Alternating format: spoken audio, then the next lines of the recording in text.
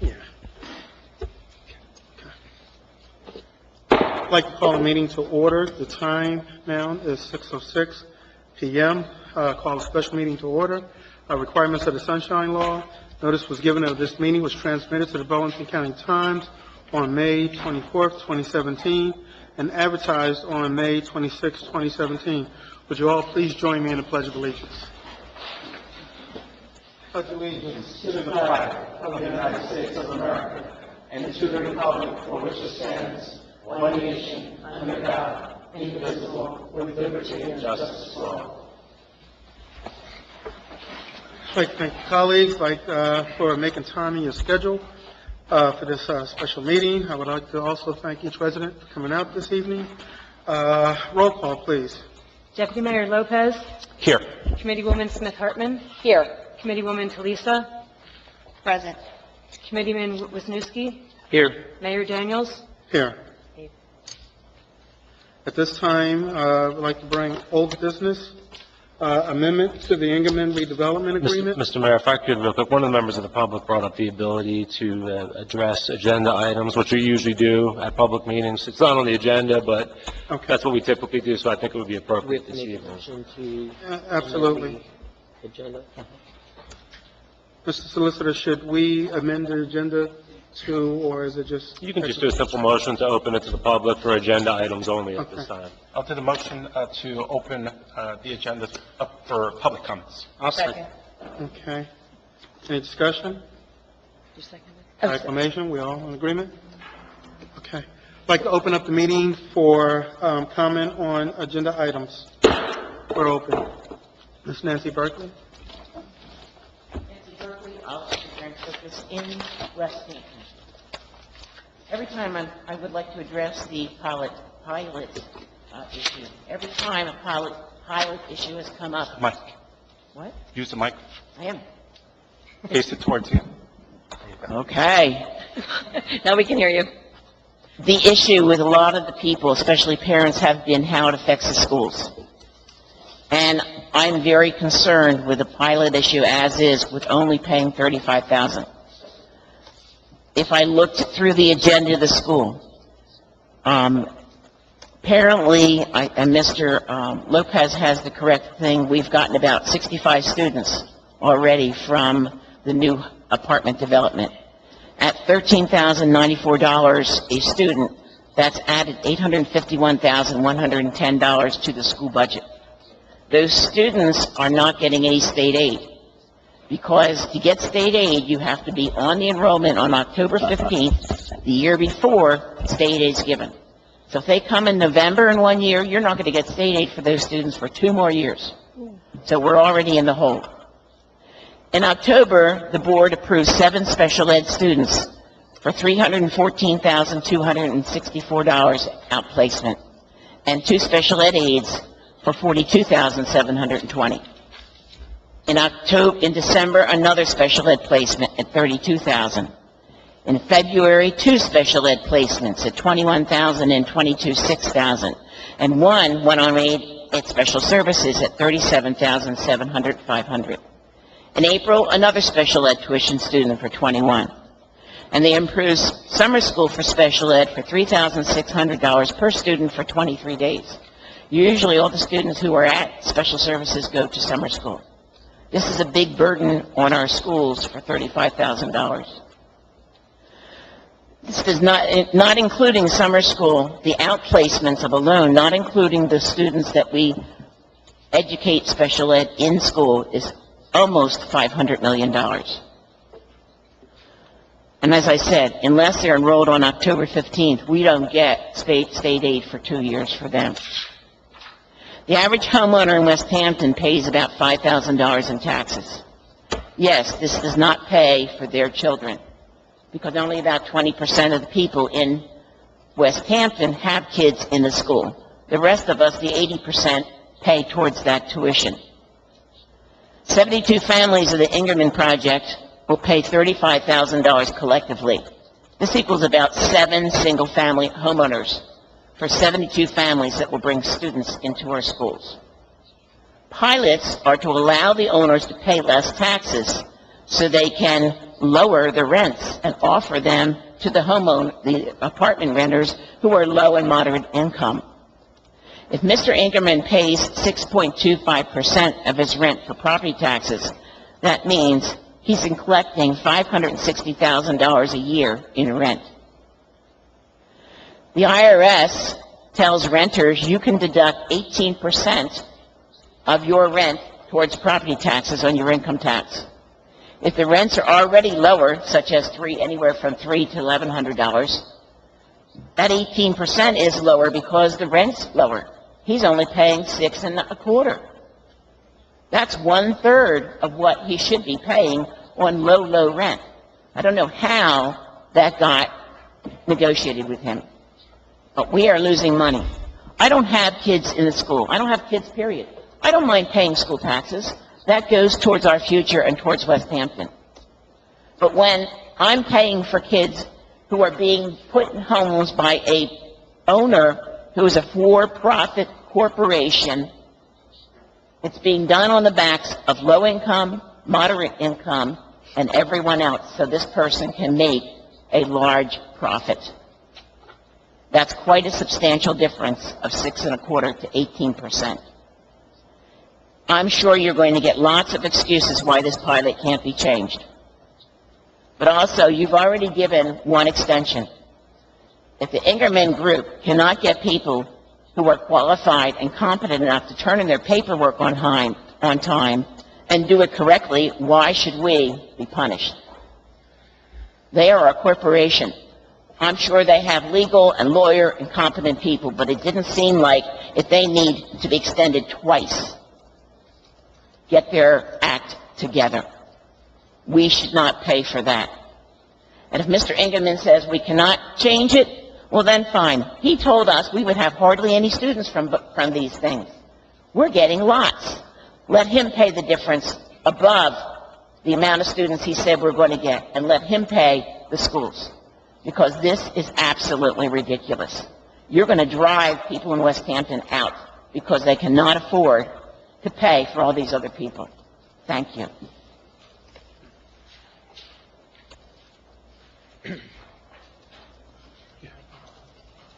Mr. Jonathan Wright?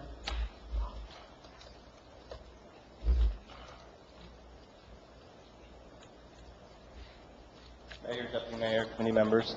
Jonathan Wright, 18 Glasgow Road.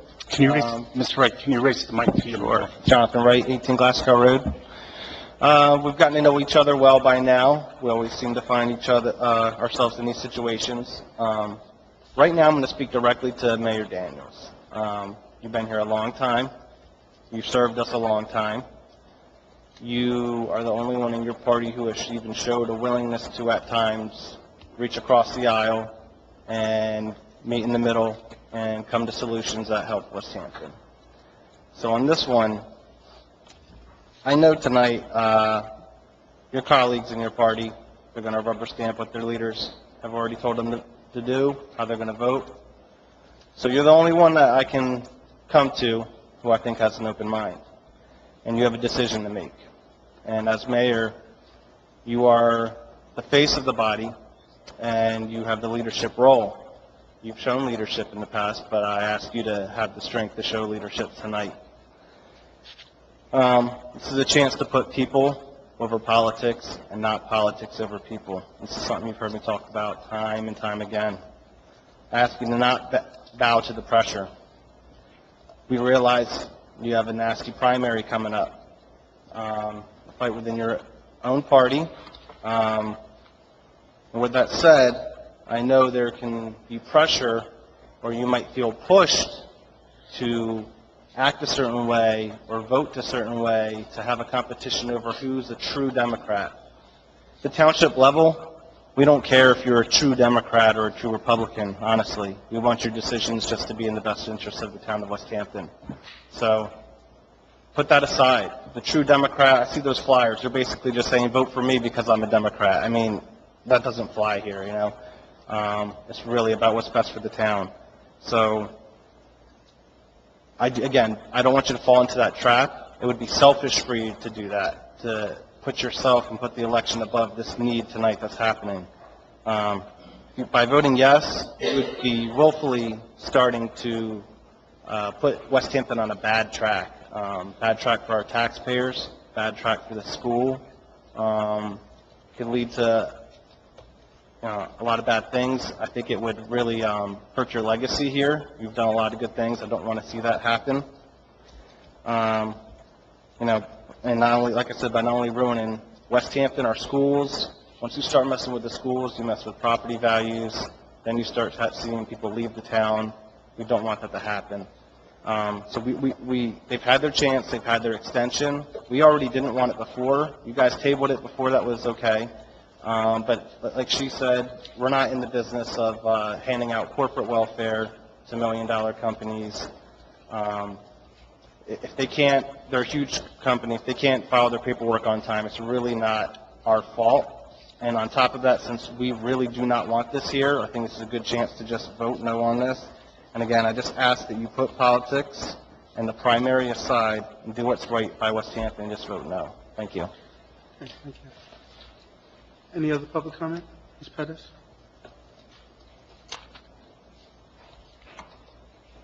Good evening, everyone, council. Good evening. Michelle Pettis. I'd just like to know, in lieu of everything that's going on, I'd like to know if we will be violating anyone's civil rights by not looking into this and extending their deadline. What we're going to do when the public has had their say, let me give the Ingerman Group an opportunity to speak, and if our solicitor has anything to add, so that we're fully weighing this, we'll give them an opportunity as well. So hopefully that question will be couched in that. Okay, thank you, because that's very important that we do not want to violate anyone's civil rights. Thank you. Thank you. Carrie? Andre? Good evening. Could you? Gary Barbarian, 138 Winstead. Come to speak on two of the items on the agenda. I'm going to just start with item number 6 under new business. It's resolution 83-17, and I'm referring to the packet that was attached. So mine only came out to 11 pages. Do you all have the same number of pages in the document? Our packet has 11 pages as well. Sure. Because I did have some questions about that. That's what I'm going to be. I don't have my pages numbered, so I don't know. Okay. There really aren't numbered here either, but I'm wondering if yours is thicker than the 11 pages that was posted to the website. I'm sorry? I'm confirming for you right now. I'm looking at. Yeah, I'm looking as well. We do all of our documents electronically. What are you saying there's missing pages to 83-17? 83-17 is 2 pages. It's followed by a consent to assignment So on the resolution 83-17, Mine didn't even come down. I guess it would be page, Yeah. maybe page 4. I don't have them numbered, so it's not going to help me here. Okay, it's this document that says resolution number 83-17. Yeah. But what does page 4 start with? And what about that I document? think it's Is this there a problem? 83-17. Oh, okay. I think that's page 4. When I scroll down, it's the PDF. I have 11 pages. Okay. So when I look at this 83-17, at the very bottom, the lower right corner, it says page 1 of 2. And when you flip the page or you scroll, it goes right to this consent assignment. Right. My concern is that there's probably missing language, plus there's no certification. There probably I made a mistake scanning it, Gary. Again, this is the okay. kind of stuff I could have corrected for you if you called me during the day. I could have Okay. corrected it right So- away. It must have been a back-to-back and scanned differently. The second page just says, 2, that a copy of the fully executed consent to assignment shall remain on file in the office of the Township Clerk, effective date, and then there was certification language, although I deleted it because what we do is we just stamp it. That's our customary practice here at the Township. Okay. So you didn't get all the pages, I guess. Did you get all the pages of the consent to assignment? It's just the 11 pages. Just the 11 pages. And then, but on that consent assignment, on this document, I think it starts at page 6. It's the very, where it starts consent assignment, and then it goes to number 2, subsection A. And then when you flip that to what it would presumably be the next consecutive page, you see how it jumps to the subsection F? I think you're missing a page, right? It looks like it's scanned in incorrectly. Again, if ever anyone sees that, I'd be happy to fix it right away. I could give you my hard copy. I don't know how to help you here. I could have fixed it when I was in the office. And then the other comment I had about this, were you going to execute this document tonight?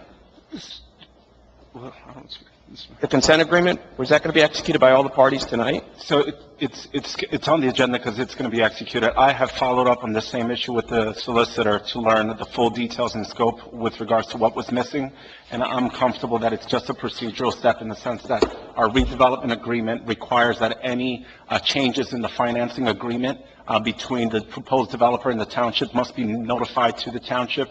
The developer, Mr. Dolan, has notified the township that he is actually planning to finance the development instead of paying it out cash out of pocket. So he has submitted the required notification.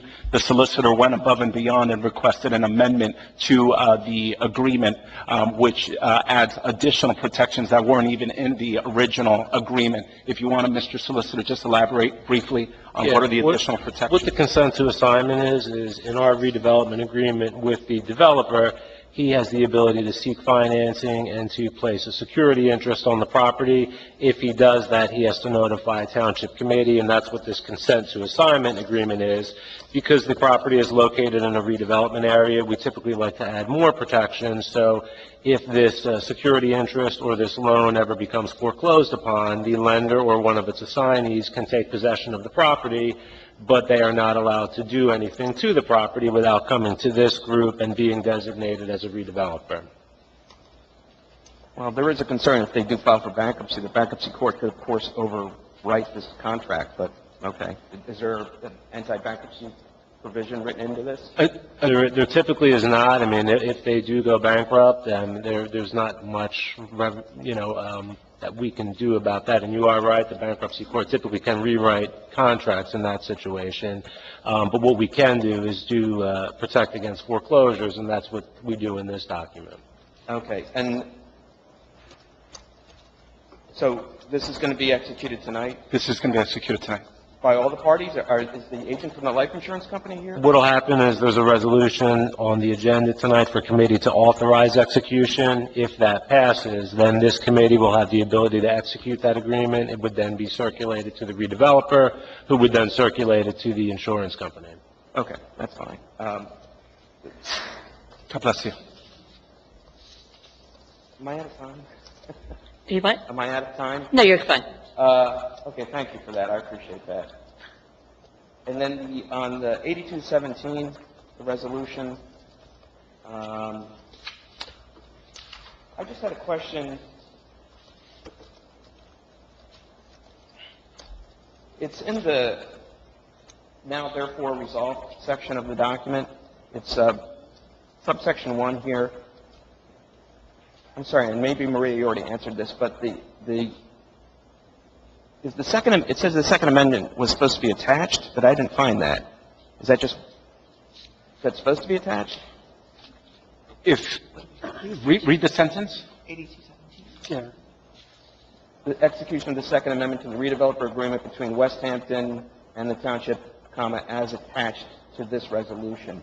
I didn't see this. So you're looking for the original agreement. Well, I'm looking for whatever the second amendment is. But I'm just wondering if it was missing, that's all. Yeah, so you're looking for the original. So this redevelopment agreement has been changed once, and the only change is providing an extension of the date. This is the second time. So what the citation is citing is that this amendment it's married or honoring the first original redevelopment agreement. If I'm incorrect, Mr. Solicitor, you can feel free to correct me. I think you've summed it up pretty accurately. I'd have to see exactly what Gary is looking at, but yeah, to sum it up, there's a redevelopment agreement that exists between the committee and this redeveloper, which goes back to, I think, 2014, and the redeveloper will explain some of that.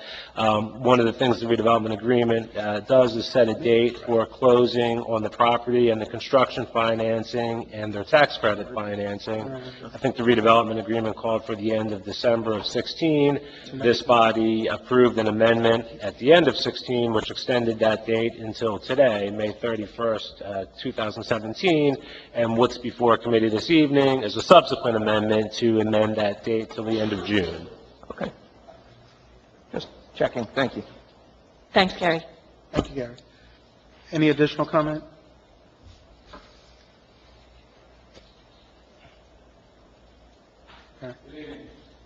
Gary Jakes, 200 Main Street, Rancocas. Have we met our commitment for affordable housing in West Hampton Township?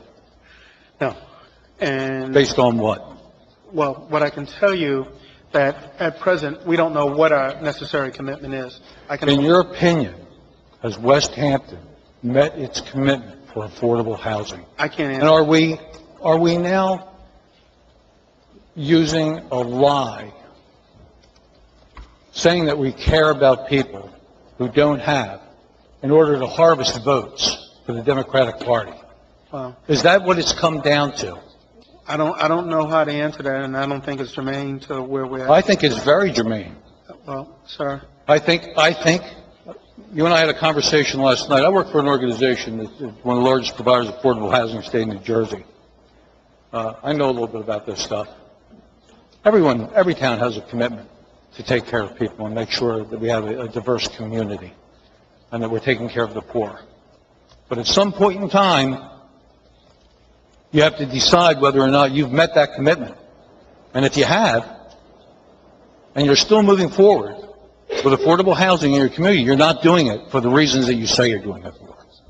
And I question what people are doing this for. And I think it's the wrong reason, and I think you should be ashamed of yourselves for doing it, for hiding behind that, behind the veil of trying to help people. It's a disgrace. I think we've met our commitment. Matter of fact, I think it's about time we start building $500,000 homes in West Hampton Township. But they're doing 3/4 of a mile down the road in Morristown, knocking down 15, 20 grand in taxes a year so that they can take care of the people that need to be taken care of and take care of their schools. Look at their schools compared to ours. Very concerned about the motivation behind this. And it's not going away. And I will be heard from again. And I'll tell you something else. Been living on 200 Main Street for about 13 years now. This goes through, I'm selling my house. I'm leaving West Hampton. I hate to do it. I love where I live, love the people I live with. They're all great people. But I do not want to live in a town where the leadership is doing the wrong things for the wrong reasons. Thank you. thank you. Any additional public comment? Mr. Mumbauer?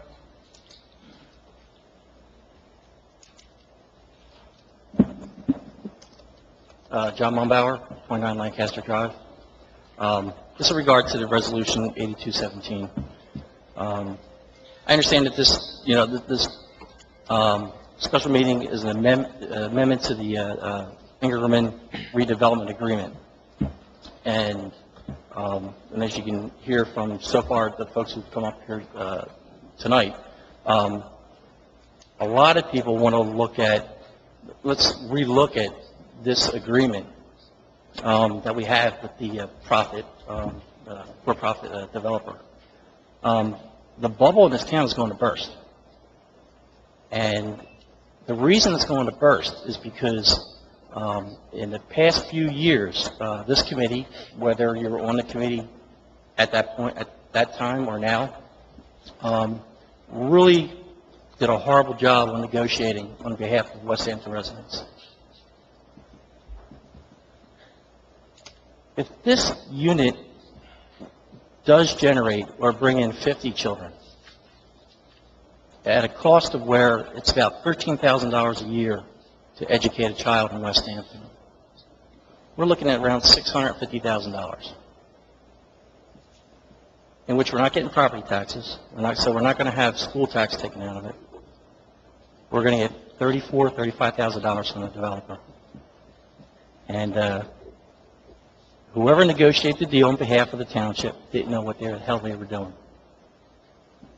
Now, I understand that this is, the whole purpose of this meeting was not about whether we could go backwards. I understand it's about an amendment. but it's also about your ability to look at this once again and do what's right for the township residents.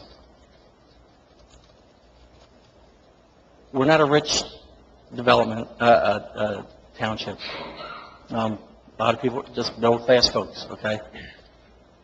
Have you thought about a $650,000 school tax or a bill that may come due with 50 additional children at $13,000 a year? What's that going to do to our property taxes? You know the people that live in this town. You see the people are having a hard time just maintaining their houses. What do you think it's going to do when they get that bill? Now, I really don't care about the developer. Whether he or she is here right now, I don't care. I don't care how much money they make or don't make. What I care about is what's going to happen to this town.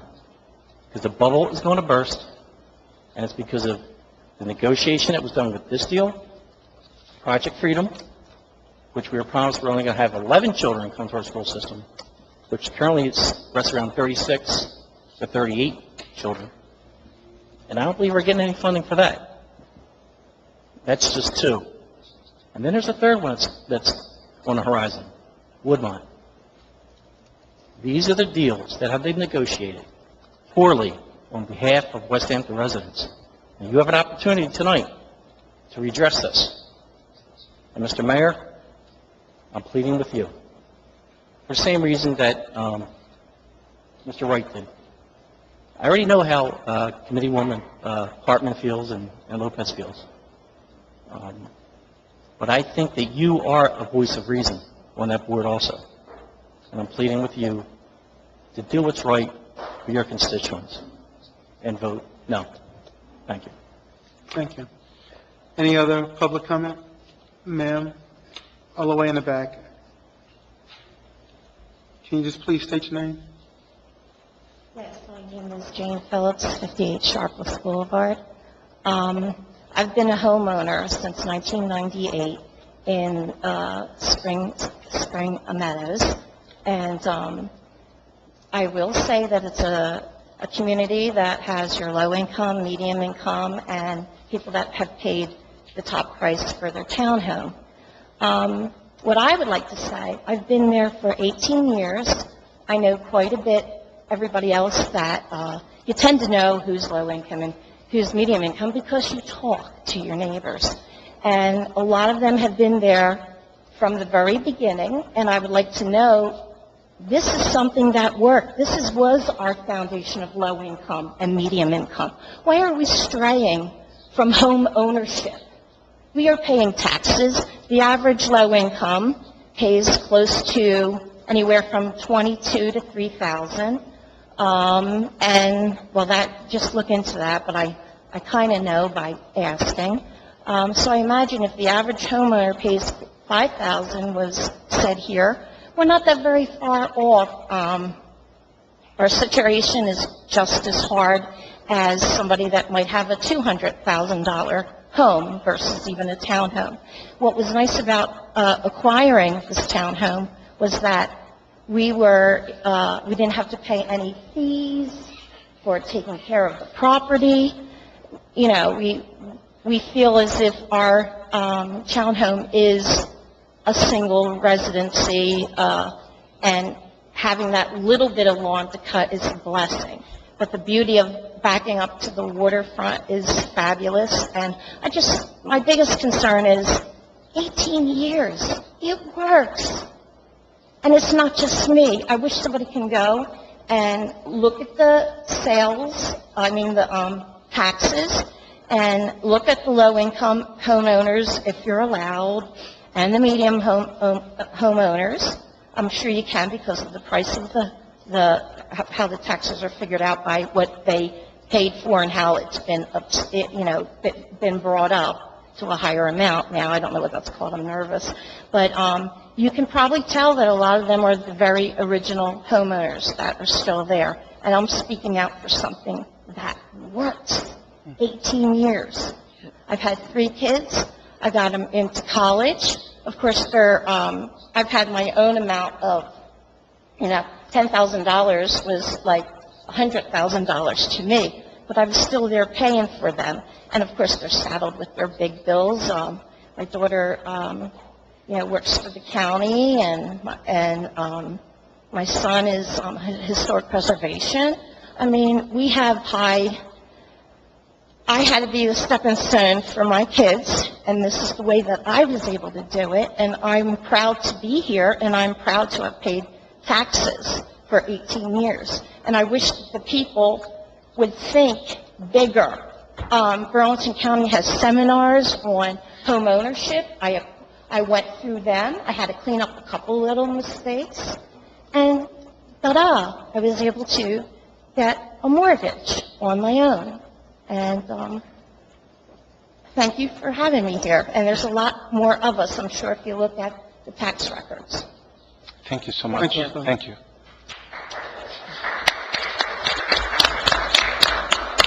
Lori, was this? Excuse.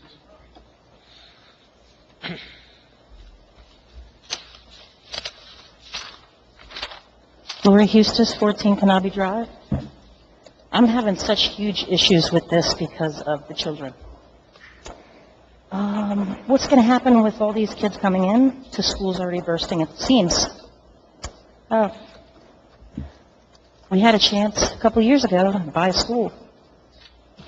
Veto that down. What's going to happen next with our taxes are going to go up because of this, and we're going to have to buy a new school for these kids, aren't we? How many millions is that going to cost? Something to think about, isn't it? Yep. Thank you. Thank you. Carlos. Any other? Carlos. Sir? Carlos.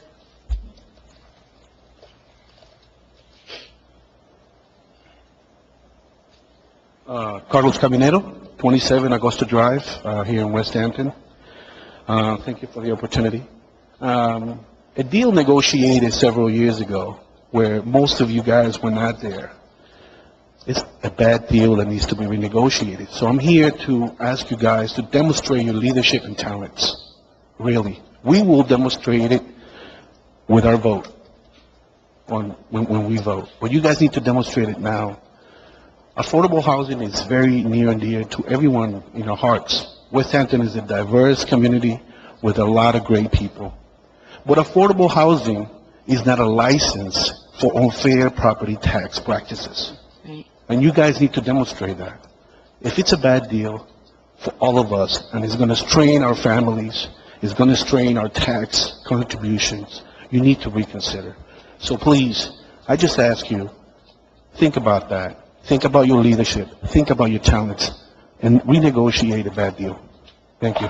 Thank you. Thank you. Thanks, Carlos.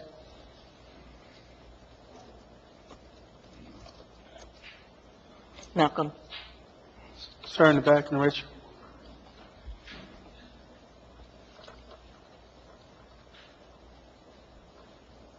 Malcolm Whitney, 4 Dover Court. This is the first time I've spoken at this township committee. I think this township is at a point. For the last 2 years, we seem to be going in the right direction. You as a group, sometimes you didn't disagree with each other, sometimes you did agree. But you worked together to improve. But now we seem to be going back to a deal that's 3 years old, and we're rehashing this. Let it go. Let it die. If it's that good, they'll come back. They're for profit. They're here to make money. That's the only reason they're here. So if it's that good and they're going to make money with their pool, with their playgrounds, with the gym, or if there's a gym, with the barbecues, with the picnic areas, if those are there and they're going to be worth money to them to make money, let them come back and renegotiate. Let this die. $640,000. If you take average township, I think it's 3,200 houses in this town, that's $200 per house immediately. That's if that number's right. Project Freedom was what, 11 children originally? We're at 38, 40 children. So what's to say this isn't going to be 4 times what it is? 640,000 becomes $2.5 million. I'd like to see $2.5 million in township money going towards our children, not going towards a company that's going to make money. Thank you, Malcolm.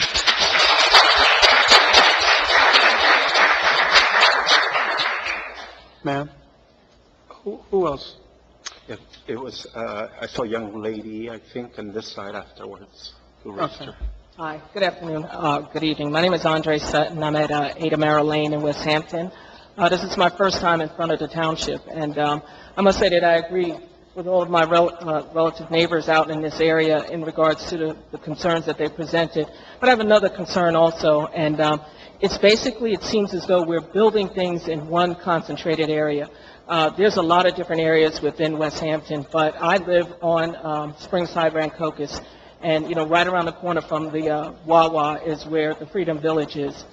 My concern is that if when you're building affordable housing, do we go beyond housing? I'm a mental health practitioner. I work for the Department of Veteran Affairs, and we try to do wraparound services whenever we provide something like this. So to just open up housing and just put people in a situation where there's no real ability for them to do gainful employment, for them to have meaningful transportation where they can either walk to work or they can get access to affordable transportation that's reliable, is really kind of setting folks up for failure. So I just wanted to kind of present some of those concerns from that standpoint, and I thank you for your time this evening. And hopefully, all will do better. Thank you.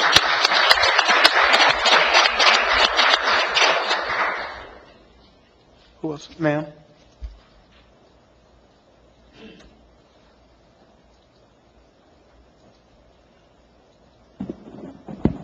Hi, my name is Eleanor Broadbent. I'm at 75 Greenwich Drive. I moved here in 1995. I'm 71 years old. My income is what it is. So I really can't look at having increased taxes. I've listened to everybody tonight, and I pretty much agree with everybody. I worked for Burlington City Tax Office for almost 30 years. I know pilot programs. Don't see much use in them. We had problems knowing how many people were in the apartments, what they were paying for, and it wasn't really a favorite of ours. But I'm here really because I have seen a difference in the last couple of years in the committee, and I appreciate that because I was losing faith. And this, I'm going to say to you, Mayor Daniels, you came to my house several years ago when you were campaigning. I did not know you. You were with Mrs. Chang. Didn't know her either. You said to me, vote for me. You can trust me. You took my hand and you said, I will look out for you and the people of West Hampton. Believe in me. Tonight, I'm here, and I'm not a public speaker, and I didn't expect to say anything. But tonight, I'm asking you to keep that promise to me and to the rest of the people of West Hampton, to look out for us.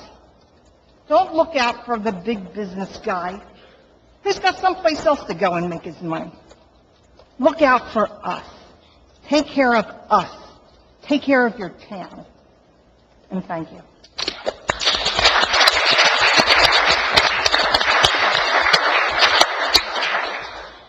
Any other public comment? Any other public comment? Janet? Janet Curran?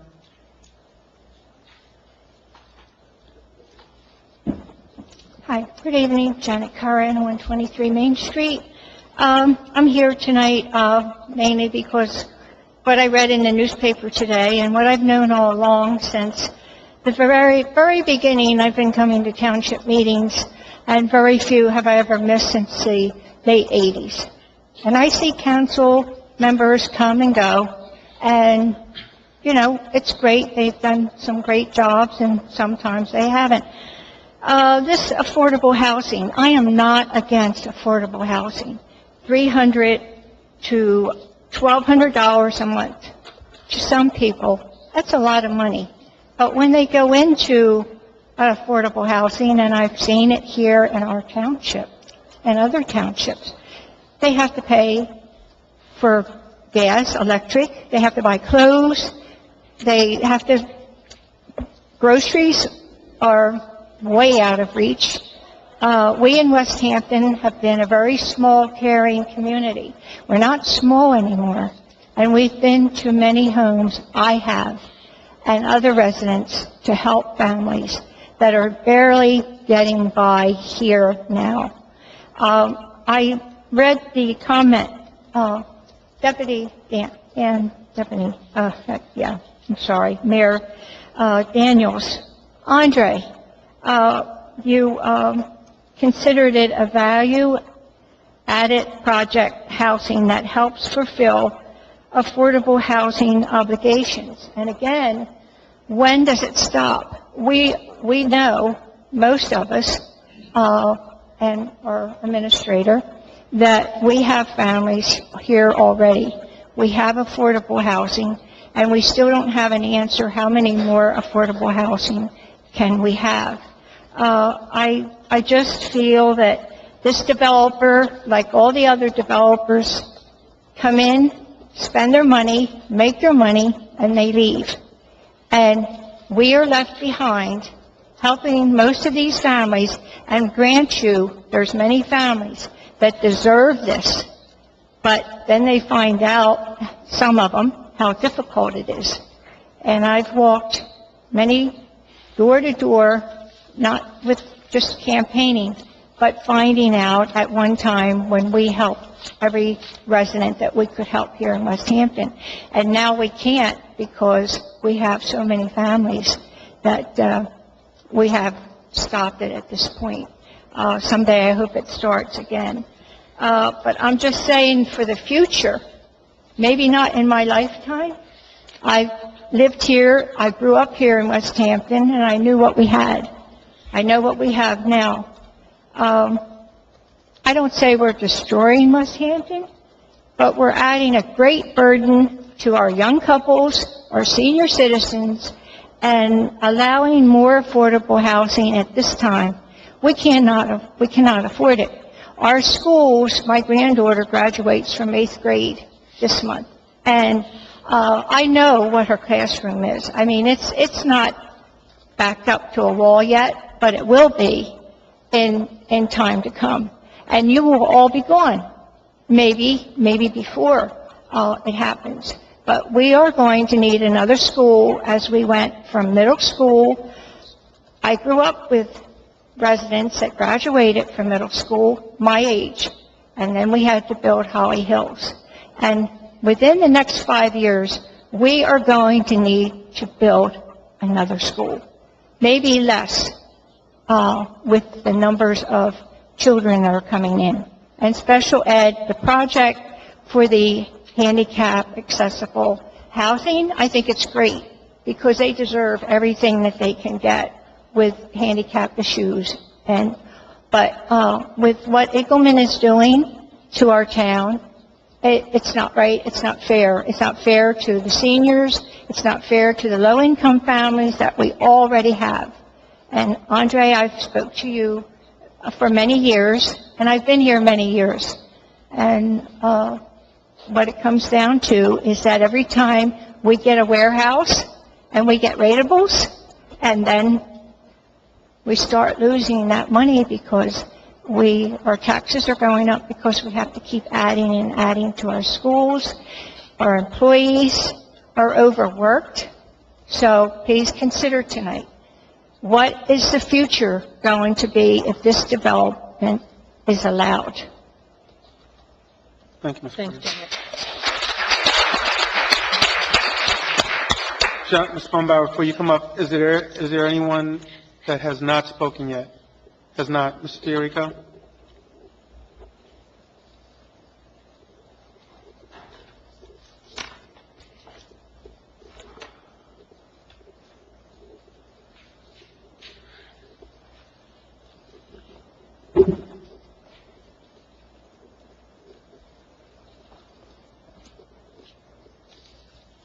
Yeah, I've read the agreement for this project and previous projects that the township has engaged in. And I noticed in particular that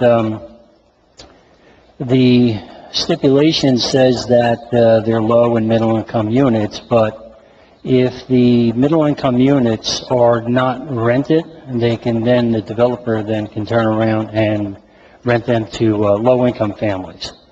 2 and 3 bedroom units, and the numbers that they're putting out as far as what they expect in the school system just don't add up. They're phantom numbers that a developer will come in based on some ambiguity or some nebulous system for generating 1.2 or 1.7 child or children per unit. When you're talking about a 3-bedroom unit, that's just erroneous. That's ridiculous. I do know that you look at any major city, whether it's in New Jersey or elsewhere, clearly any individual or family that doesn't have home ownership, and politicians have for generations known that home ownership for any family allows that individual, that family, to take a part of the township, city, municipality, and it becomes theirs. But you put a family or an individual in who's paying $300 a month with or without utilities, they just don't have the mentality as far as ownership of the town, what goes on with it, or the property itself. With the pilot program versus taxes, with pilot, the city, schools, the county, they don't get any tax revenue from that at all. That is strictly a deal made between 2 entities where it makes no sense whatsoever, unless you're in, a Camden or a Jersey City or a Newark, where it really doesn't matter. Any revenue is okay. So it used to be, when we first came to West Hampton, we did a lot of research as far as the school system is concerned, and I think that clearly any family that is looking to move into a community, probably the paramount view that they look for is the school system. So, you look at the bucolic bedroom community we used to have, it's in jeopardy. It used to be ideal, used to be safe, secure, the school, it's all slipping away. Every time you put, apartment units in, what you're doing is you are adversely and in a larger degree and percentage, reducing the value of the homes in the community. So, if you have 300 apartment units and they're low income, and, the average home price in West Hampton is $300,000, let's say, you can, clearly that's going to go down over time every time you put more units in. These are not high-end units. These are not luxury apartments, okay? And clearly anybody can see, once again, any family that's coming into West Hampton looks at that, the number of units, the number of homes, and the home value, how safe it is, crime, the school system, and it doesn't bode well for West Hampton. And this developer, and just about any developer, really doesn't care about West Hampton. They're concerned about making a buck. And the best way they can do it is pilot versus taxes. Because taxes, you have a set number that you're going to get out of those units, that parcel, whereas the pilot program, it's really based on what the units generate. So you could look at a number that the pilot, in this case, the pilot will generate, but that's an arbitrary number. It varies depending on what those units generate. So if you have a 50-50 mix of low income and middle income, and half of them are rented to middle income, that income that's generated then comes back in through pilot. But if all of those units are eventually low income, that revenue back to the municipality is reduced. So you need to read the fine print on these agreements, because clearly they're geared toward the developer and not for the citizen. Excuse me. Can I have your name, sir? You didn't state it when you started. Sure, Anthony DiRico, Okay, thank you. West Hampton. Thank you. The onus is on the township committee, the mayor, to do the right thing. You have a boatload of people here tonight that are expressing their displeasure. I haven't heard, since I've been here, I have not heard anyone that says it's a great deal, let's move it forward, and it's great for the town. So just take that, what you're hearing tonight, and vote your conscience and vote what's best for the town, not for the developer. Thank you.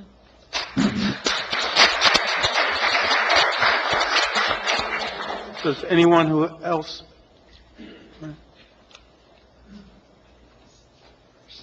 Hi, Olivia Smith, 44 Field Crest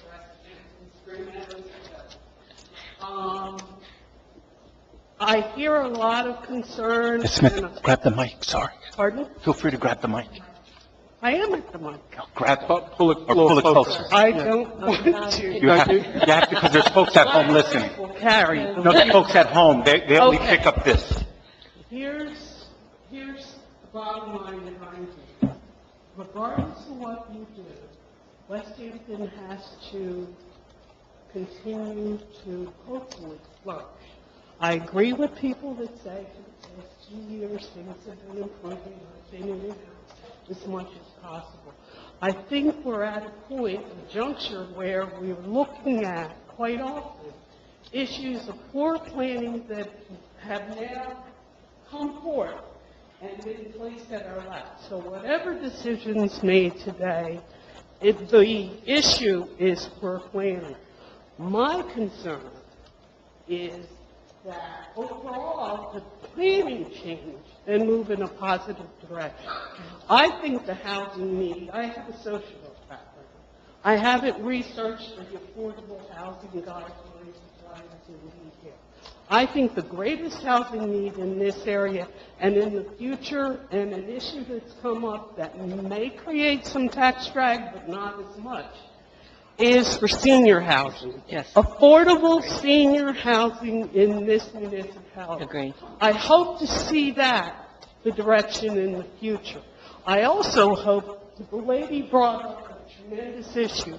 You've got to plan for the appropriate supports in the area. Right. Okay? Services, guidance, and so on, to provide for the care and the needs of those people. But I'm hoping that the planning goes in the right direction. That's the direction that I want to see, and that's why I felt the need finally to speak up. I hope we move to where we're going, as I said, or where we should go. And I think that's a great need. I also think criteria where you're addressing the needs of West Hampton residents first, people that have lived here for years, or Burlington County residents, if there are caveats in the guidance that allow them to get some priority, that should be the case. Okay? There's my 2 cents. Bottom line, as a number of people said, I've seen tremendous progress and cooperation, and I think that needs to continue. Thank you. Thank you.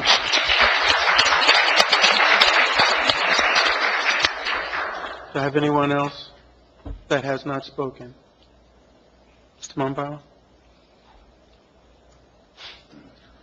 The thing that keeps coming up is like the negotiations that the committee people did or on behalf of the citizens with this developer and other developers. And if this is a low to moderate income development, not sure if we can reverse our fortunes regarding the situation. But I'm just curious, why don't we ever negotiate on behalf of our residents and say, you know what, especially since the burden's going to fall on the taxpayers. We know that. And when we look at the possibility of school enrollment going up, you know, why don't we make an agreement where the West Hampton residents get first crack at these houses, okay? A lot of us have, young adults maybe living at home, looking maybe to leave the house for the first time or just coming out of college. Why didn't we negotiate on behalf of our children and those folks, or even like the lady said before, the elderly? They should get first crack. If these things are going to come into my township, and it's going to raise our taxes, and you know what? Our seniors and our young adults should get first crack at these things, so they can go out and spread their wings or, have the sunset of their lives. And the bottom line is, I know that a lot of us have got up here and we pointed to Mayor Daniels and put him on the spot. But each one of you bears a responsibility with this. Mr. Wisniewski, Mr. Lopez, Mayor Daniels, Committeewoman Lisa, and Hartman. Each one of you are on the hook. What's your legacy going to be? Yep. Thank you.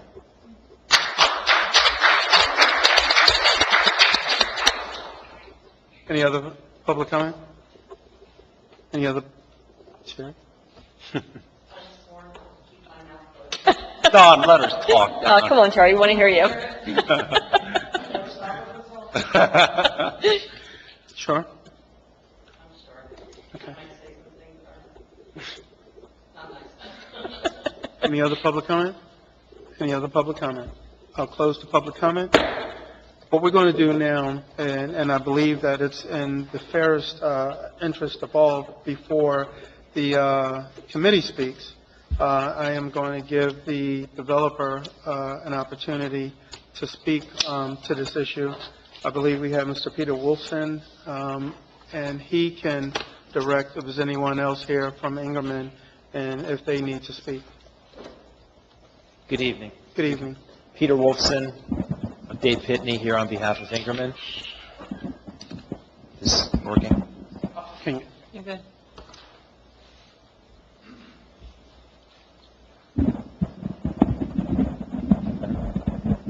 Okay.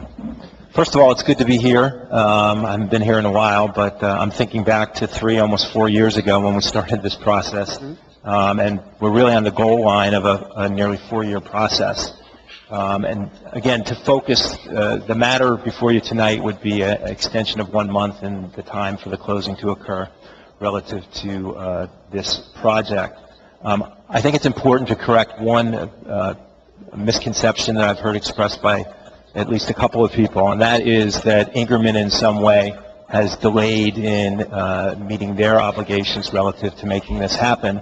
In fact, the largest and most important factor in the delay that has occurred had to do with a prior municipal engineer and their advice that this property was located in a sewer service area, which in fact was not the case at all. And as a result, Ingerman has had to make great efforts and expend significant funds to work with the DEP to amend the sewer service plan so that the project could go forward. So that's the biggest single reason that we need a slight extension at this time.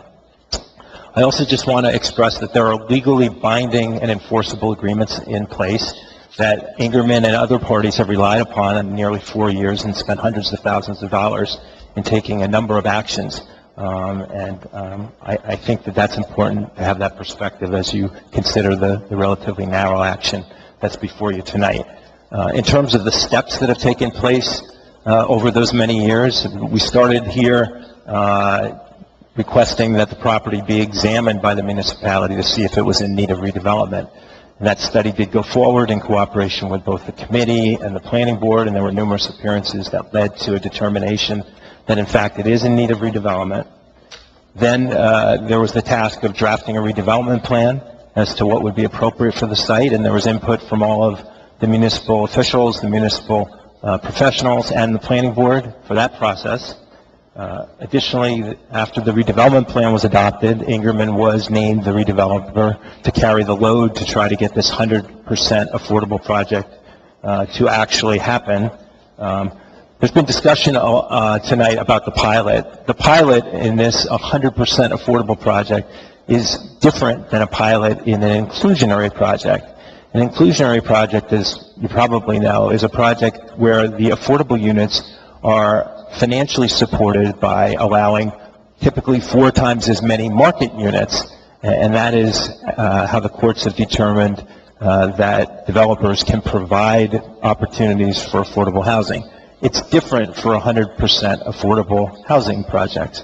The pilots are part of the necessary financing stack that allows these projects with these relatively low rents to make sense and to motivate developers to get them done. So the pilots are absolutely typical and necessary for 100% affordable projects. Additionally, necessary to make these things happen is the awarding of tax credits by the state of New Jersey. It's a very competitive process and one that Ingerman is expert at. And through their efforts, they were able to get awarded tax credits that, again, are absolutely necessary in order for the municipality to gain the benefit of this 100% affordable project. And I'll tell you why it is a benefit to the municipality, no matter what your feelings might be about affordable housing and any impacts that you might believe might be visited. And we have not found, by the way, some of those fears to be recognized in a number of 100% projects that we've done throughout the state.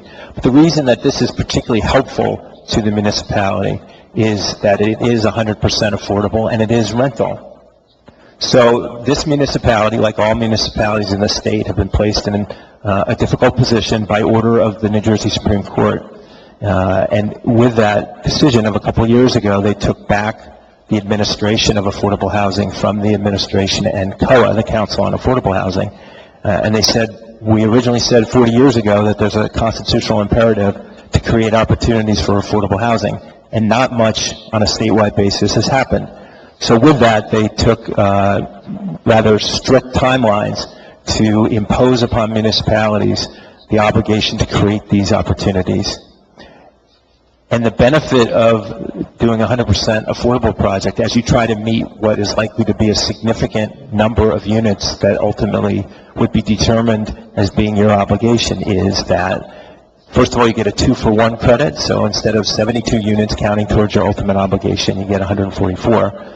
And as I said earlier, with a 100% project, you're able to get those 144 credits by creating 72 living units. If you did this as a 20% inclusionary project, the project would include a total of 350 units. So obviously the impacts of doing it that way would be much greater. So that's why this actually is of benefit as opposed to the typical inclusionary project. As I said earlier, there are binding legal obligations in place that Ingerman, as well as others, have relied upon. This project is a cornerstone of your fair share plan that has been filed with the Superior Court. In return for filing that plan, which relies heavily on this project, you have received immunity against builders' remedy suits.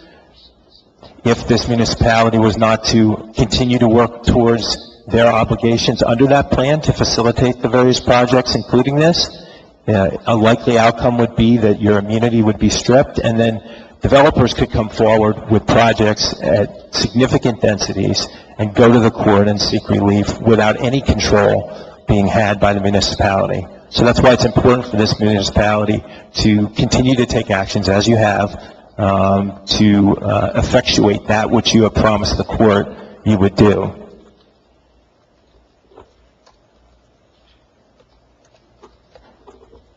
Really, that's only comments I have. If you have questions, I can try to answer them. But again, what we're talking about here tonight after a 4-year process is, and for the reason that I stated earlier, is a narrow action to allow the closing that is going to happen within the next 30 days to happen.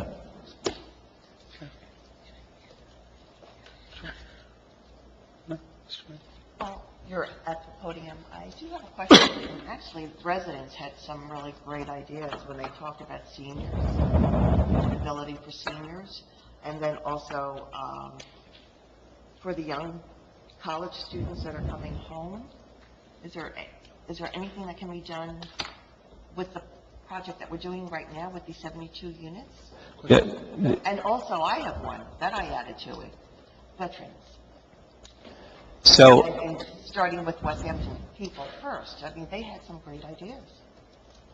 So first of all, as I said, we are literally on the goal line, and I tried to convey the fact that the state of New Jersey, with its complicated tax credit programs, the financing that then comes in behind that, the complicated regulatory stack, the approval of this project for all those reasons is as it was proposed by the municipality in its redevelopment plan 4 years ago, and as Ingerman and others have been working to do for all that time. So at this point, it is impossible to change the character of the project in any way. This thing's closing within the month. The tax credits are waiting. It's too late for this project. affordable senior restricted housing as part of your fair share plan is a great idea, and it's happening throughout the state. So I would encourage the municipality to consider that in future project considerations. In terms of how it works for who will be eligible to be a resident in one of these units, that too is governed by existing regulations, and this developer has no flexibility in how that happens. So we obviously will follow those rules. There'll be an administrator. There is an administrative person within Ingerman that oversees that, and the municipality by statute has or will have someone that will coordinate that marketing project and eligibility determination. Thank you. Okay, thank you. Any other questions? I do have a few questions. Just so I can address our representative from Ingerman. The name again? Oh, Peter Wolfson. Mr. Wolfson. Wolfson, sorry. No problem. Mr. Wolfson, thank you. Thanks for your time. Thanks for coming out. We appreciate and acknowledge that your mere presence here tonight symbolizes that you acknowledge that this has become a concern for some of us on the committee and for many of our residents, as you've heard on the testimony. So we appreciate you coming. I believe, is this Mr. Ingerman in the front here? Mr. Ingerman, thank you for coming as well. We do appreciate you both taking the time to come here. I have a few questions, and it's just based on your testimony that you've provided to us on the council and also to the residents that are here. Going back to number one, the issue with regards to the sewer connection, kind of suggesting that our township professionals misdirected you or given you some wrong information. I requested in 2016, the first month when I was sworn into office, a meeting with a representative from your office just to learn about this project. I was concerned myself about the staggering of affordable housing units in one development or in one district. We met with representatives of Project Freedom. The second meeting we had with Committeewoman Smith-Hartman, she was at the meeting, was with a representative of your team. The project was introduced, that very same chart was shown to us, and we discussed the amount of students that would be introduced there. And one problem that was presented to us was that there was a filing of a wrong application to the Department of Environmental Protection. The policies had changed in the state of New Jersey, and they were waiting for a signature from Governor to move this project forward. Do you recall that conversation? Not only was that presented to us as an issue, it wasn't presented to us as a West Hampton professionals issue or a miscommunication on the part of West Hampton or any of our employees or professionals that are hired by us. It was presented as a misfiling of a wrong application, and a new application needed to be submitted. However, there was a change in the policy in the midst of all that, and there was a signature pending at the governor's desk that everyone was waiting for.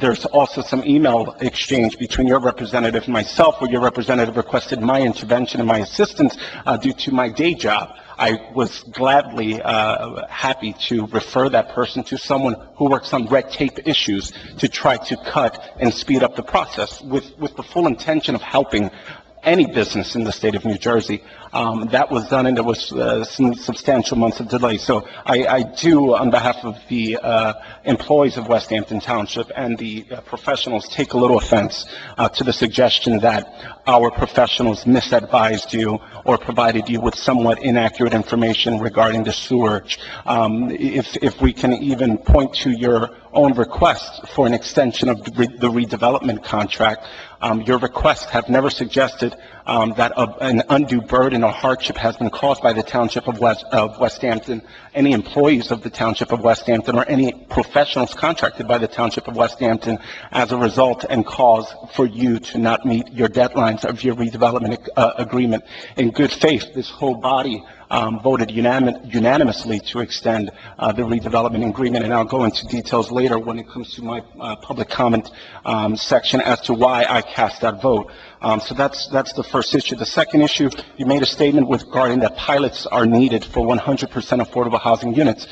That, again, is inaccurate. Pilots are not needed for 100% affordable housing. Pilots are only needed for the tax benefits or incentives that you are seeking from both the county partners and also the state partners. So I just want to be clear so that residents leave here understanding that a pilot is not needed for a 100% affordable housing unit or development. Any developer can come to this town and say, Committeewoman Talisa, I read your name in the newspaper. I heard you had a great idea about some affordable housing for veterans. And I'm a successful developer. I want to give back to the community. I want to provide 100% affordable housing units. I'll to absorb all the costs myself as a developer and do this as a charitable contribution, kind of a give back. So to suggest that a pilot is needed for 100% affordable housing is inaccurate, but I think what you were trying to say is that for the incentive package, and I acknowledge there are substantial incentives at stake here, 100% a pilot would be needed for this 100% affordable project. Number three, you cited an area in need of redevelopment. Those residents that are here tonight that are very active on our land use issues would acknowledge, and those that have lived here way before me would acknowledge that Wood Lane Road was never an area in need of redevelopment. We had nothing but farms there. We had nothing but beautiful trees there. We had nothing but open space. Many of our residents take great pride in the open space. I moved here from the city of Jersey City so that I can enjoy some open space. I also disagree with the suggestion that Wood Lane Road was an area in need of redevelopment. These same concerns were presented to the Land Development Board prior to taking that vote, was presented to the current members on this committee that were sitting on the dais at the time. It's really not an area in redevelopment. However, I do acknowledge that a vote did happen and a Land Development Board did approve it. Elections, ladies and gentlemen, do have consequences.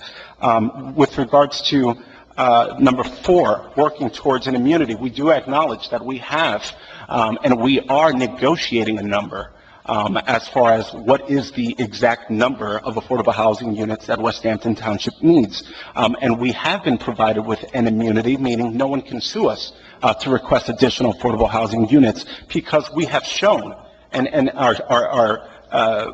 to say that the Ingerman project, these 72 units, are the cornerstone of our argument to the courts in search of relief of additional affordable housing units, it's frankly laughable in the sense that you heard testimony from a resident here that said 18 years ago, West Hampton made a concerted effort to introduce the concept of mixed income housing. Spring Meadow residents know firsthand, the first thing you do when you drive in, you see some affordable housing units, you keep in, you see some moderate income, and you see the regular income housing. So we've gone back 18 years to show that West Hampton embraces economic diversity. Forget racial diversity, we're a diverse community. But when it comes to economic diversity, West Hampton has gone above and beyond. Let's talk about Rolling Hills. Rolling Hills is also included in those numbers. We also talk about Project Freedom, which was pitched to the township as a 100% disabled community, which then later kind of changed towards the end. So West Hampton has done its fair share. You did say accurately that we would need to continue to show that we are working towards achieving the adequate number of affordable housing units in our town. And the way we can do that is, the township, as the committee would know, has requested a meeting with our planner, the chairman of our Land Development Board who's here, our construction official, our township administrator, the mayor, and myself, so that we can start having a conversation about long-term planning that benefits West Hampton residents, West Hampton first. I believe that the model that we've heard that the residents would like to see is a mixed income approach, one that affordable housing is indistinguishable. We can't tell who's in an affordable housing unit. So West Hampton, I would just address that. West Hampton is committed to meeting its fair share obligation. We're not committed to meeting an obligation that does not exist. So what we want to do is go back to the drawing board and find out where are the good spots in town to plot these affordable housing and not overburden one single district. So I just really wanted to address those 4 points on your testimony, and then the rest I'll say it during my public comment period. Thank you so much. Thank you, and just a couple of things.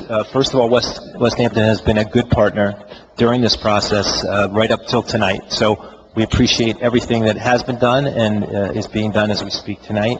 I'd like to thank you for your assistance in the past in terms of dealing with the red tape. That's a noble fight and a difficult fight. I was unaware of that history. I wasn't involved in those discussions, so thank you for that. The reference to engineer's advice was at the very beginning of this process. I know that that engineer is not the engineer now. In no way was that comment intended to disparage or cast any aspersions on any of the current professionals or any of the current elected officials. I think you expressed what the pilot means to these types of projects better than I did, so I appreciate that as well. And I also should just say that although this can't be switched to a restricted senior-only project, that's not to say that seniors can't live here. Right. So that's important that I make that clear. So I appreciate all your comments. Thank you. Thank you. Okay. Do we have any other committee comments? Mr. Wolf? I have committee comments. Okay. These were just questions for the solicitor. I mean, for the council representing Ingerman. No, I haven't talked. Does Mr. Engelmann wish to address the body? Thank you, members of council. Thank you for residents. I only have a minute or two. I didn't prepare any comments, but what I would like to tell you is that my firm is probably now working on its 105th affordable housing development, of which about 50 have been in the state of New Jersey, in some of probably the most affluent areas of the state, including places like Wall Township, Haddonfield, Flemington, Woodridge, and I can keep going on and on and on.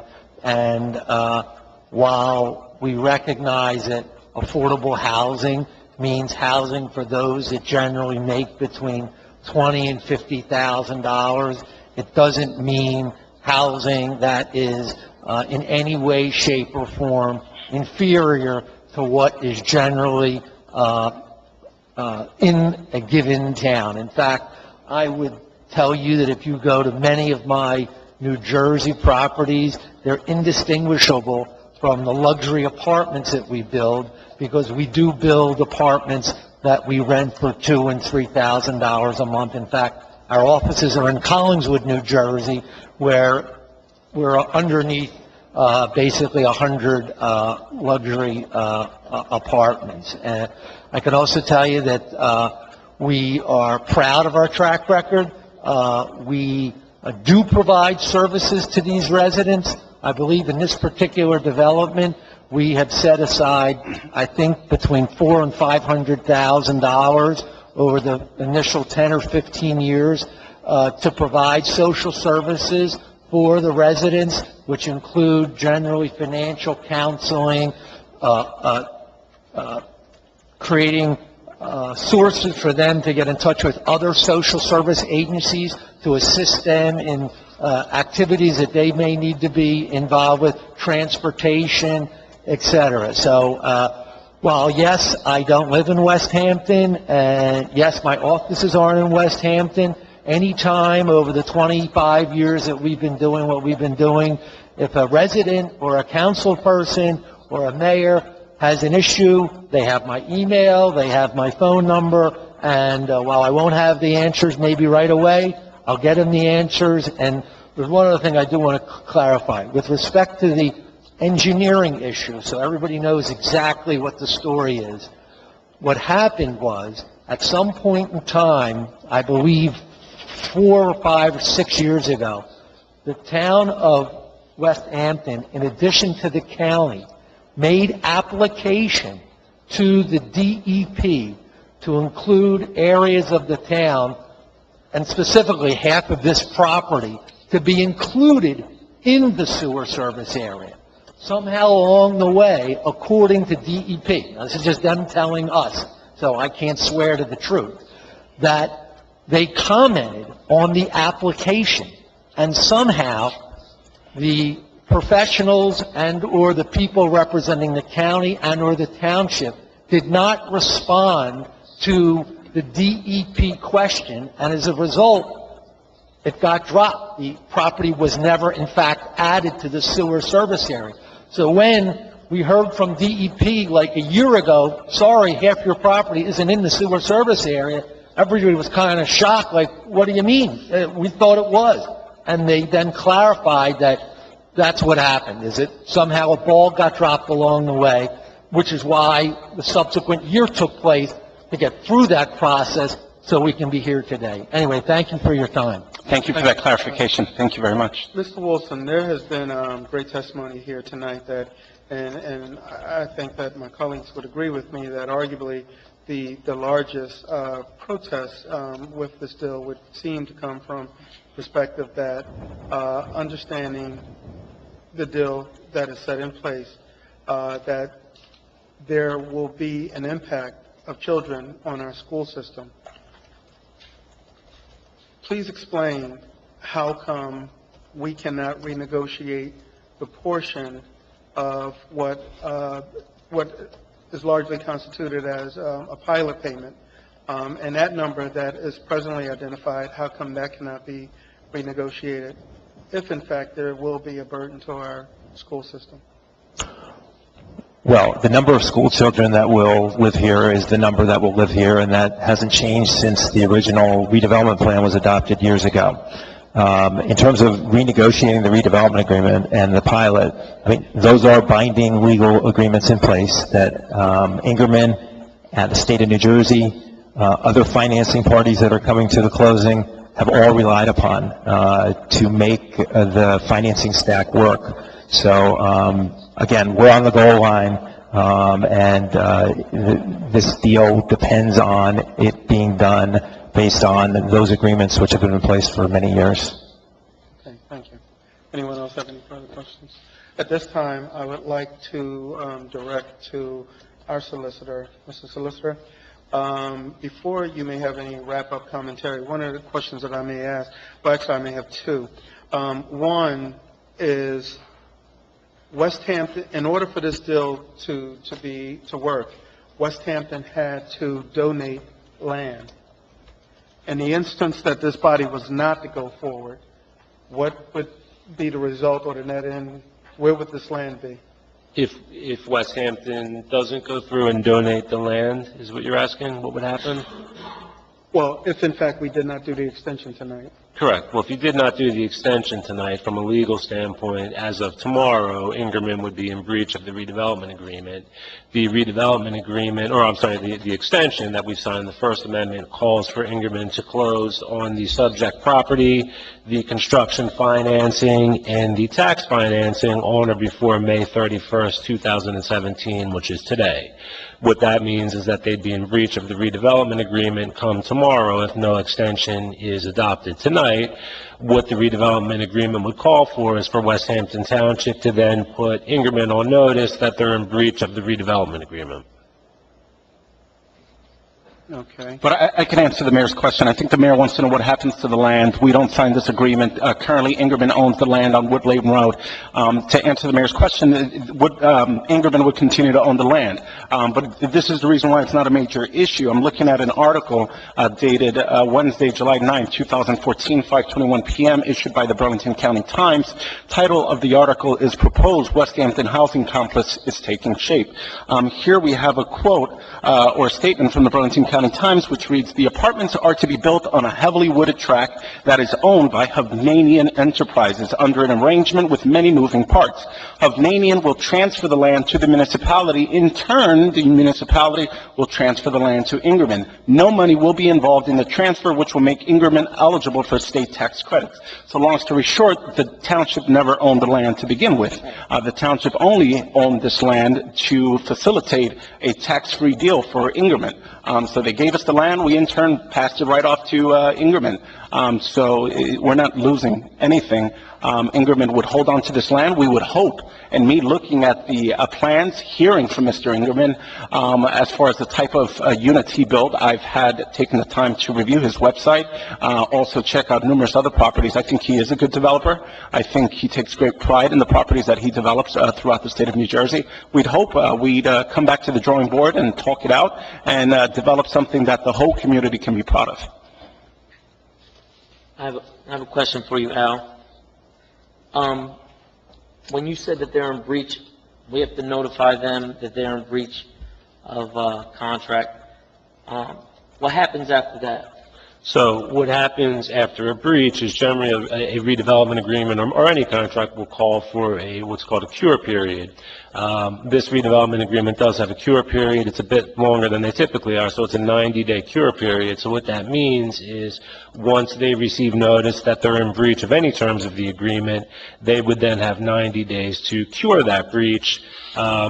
In this situation, I guess from a real-world standpoint, what that could mean, I know they say they'd be ready to close on this project by June 20th. If that were the case, they'd be deemed in breach tomorrow. Then they would come to us on June 20th with the ability to cure that breach, and we would have to let them cure that breach. So just for clarity's sake, and Mr. Wazinski asked a really good question, there's still a chance that this project will continue and will, have to endure the decisions that have been made in the past.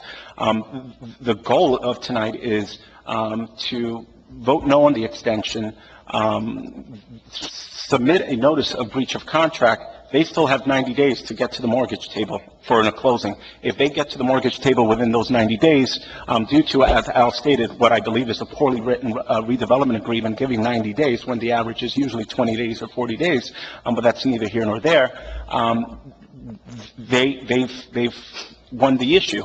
So, this matter will ultimately close out in 90 days. I think that's correct. And when you said the project would most likely move forward, I think, it will no matter what, as long as they can cure that breach. I just don't know if the fact of them being in breach for a period of time affects their financing. I don't know the answer to that question. That would be for them to answer. Al, I have one more for you. Yeah. Will West Hampton be vulnerable to litigation? If we vote no today and Ingerman loses its financing because they're in breach? If they lose their financing, yeah, I would imagine so. I don't know if a lawsuit would be ripe immediately because there is time to cure the breach. But again, I don't know if being in breach for a period of days affects their financing. So if it does, that would, if it does, I would imagine that would likely, let's assume that if it did. yeah, I would imagine that would likely If I result can in legal interject action. real quickly, and this township has gotten in a really bad habit of negotiating against itself.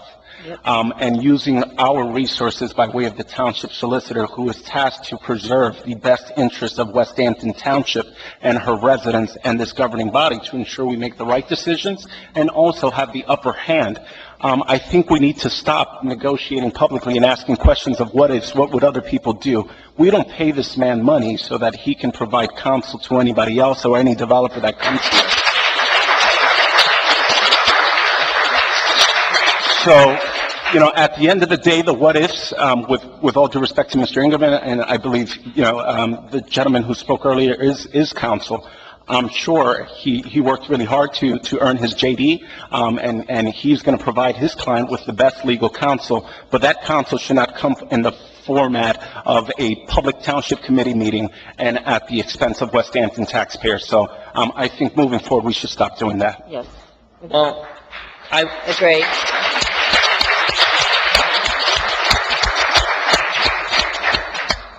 I don't claim to be an expert in almost any field. So if I come to the table and I'm not sure, I want to deal with the facts. That's what I go by. I come in with an open mind. I want the facts and make a decision. And I trust the solicitor's opinion. So if I have a question and someone said, vote on your conscience, I'd be doing everybody a disservice because I'm just voting on what I think. I agree with you. I'd rather know what I'm talking about and make the right decision. I agree with you, but and 100%. There's nothing wrong with what you said. The only difference is. Well, then don't explain. Wait, Mr. Whiskey, the difference is there's a time. Wait. I'm good, Mr. Mayor. There's a time and place for everything. I ran for office. I said I was going to serve you. The time for me to do my research and ask questions is not the night of the meeting. You're supposed to go home, pick up the phone call the solicitor, ask any and all questions you have. just like I did.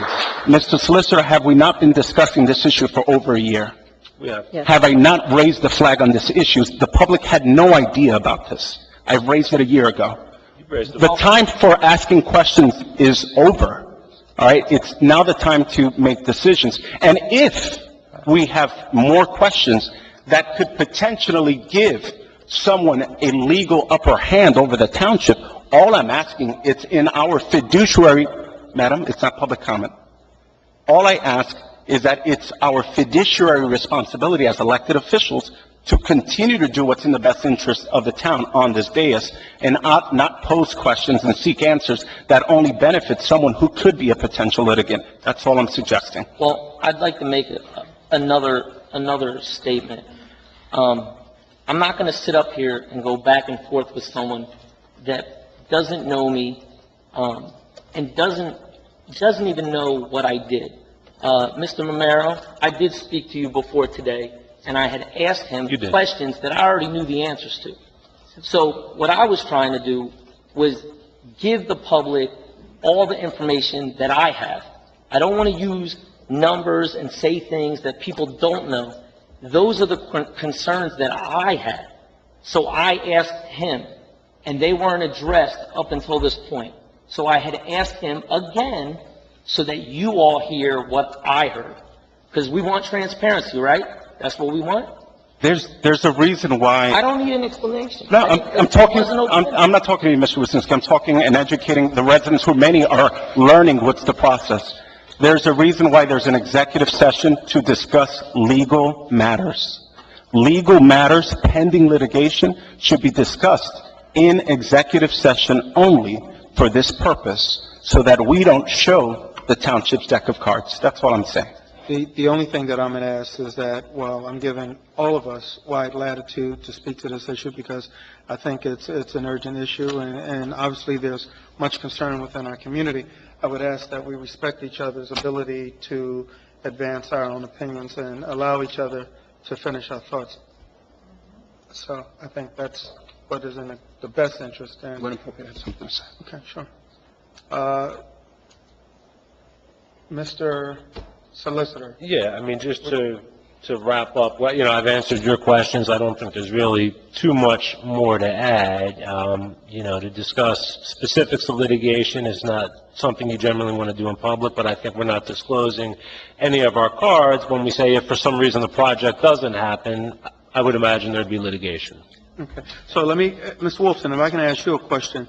If, in fact, we find you in breach by not voting for an extension tonight, is it any chance that you may lose the financing that has been put in place?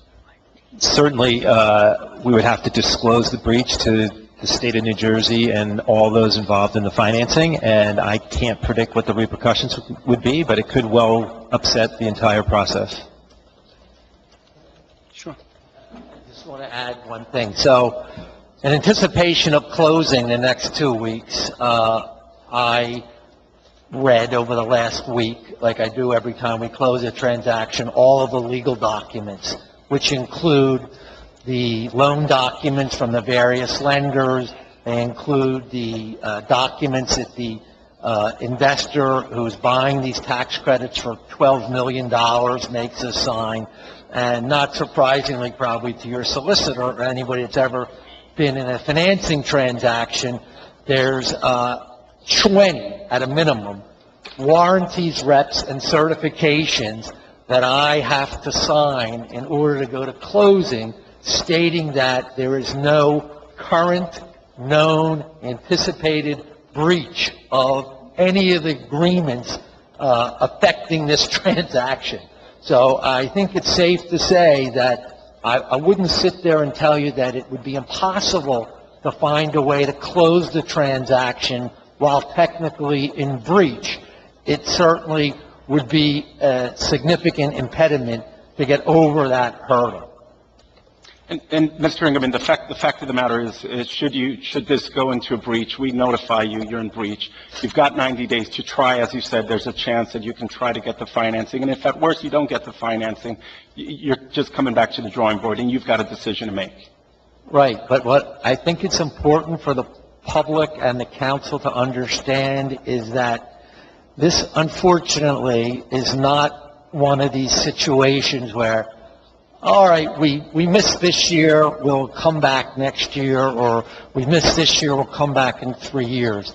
The financing that's currently been secured for this development, which has no, I mean literally no cost to the township other than the social cost that they've been talking about, which I'm not saying isn't important, but no direct cost of subsidizing the construction or any of the items relative to the physical building of the property. That happens about 6 times a year in the state of New Jersey. 6 projects a year receive the financing that we were fortunate enough to receive 2 or 3 years ago. And now, with the recent Supreme Court decisions that Mr. Wolfson referenced, and literally every town in New Jersey scrambling to build affordable housing so that they don't get sued by developers to build this inclusionary housing, the demand is going to be exponential. So while we were successful 2 or 3 years ago getting these tax credits, it isn't, unfortunately for me, as simple as saying, okay, we'll give back the tax credits, we'll be here next year because we'll get an award.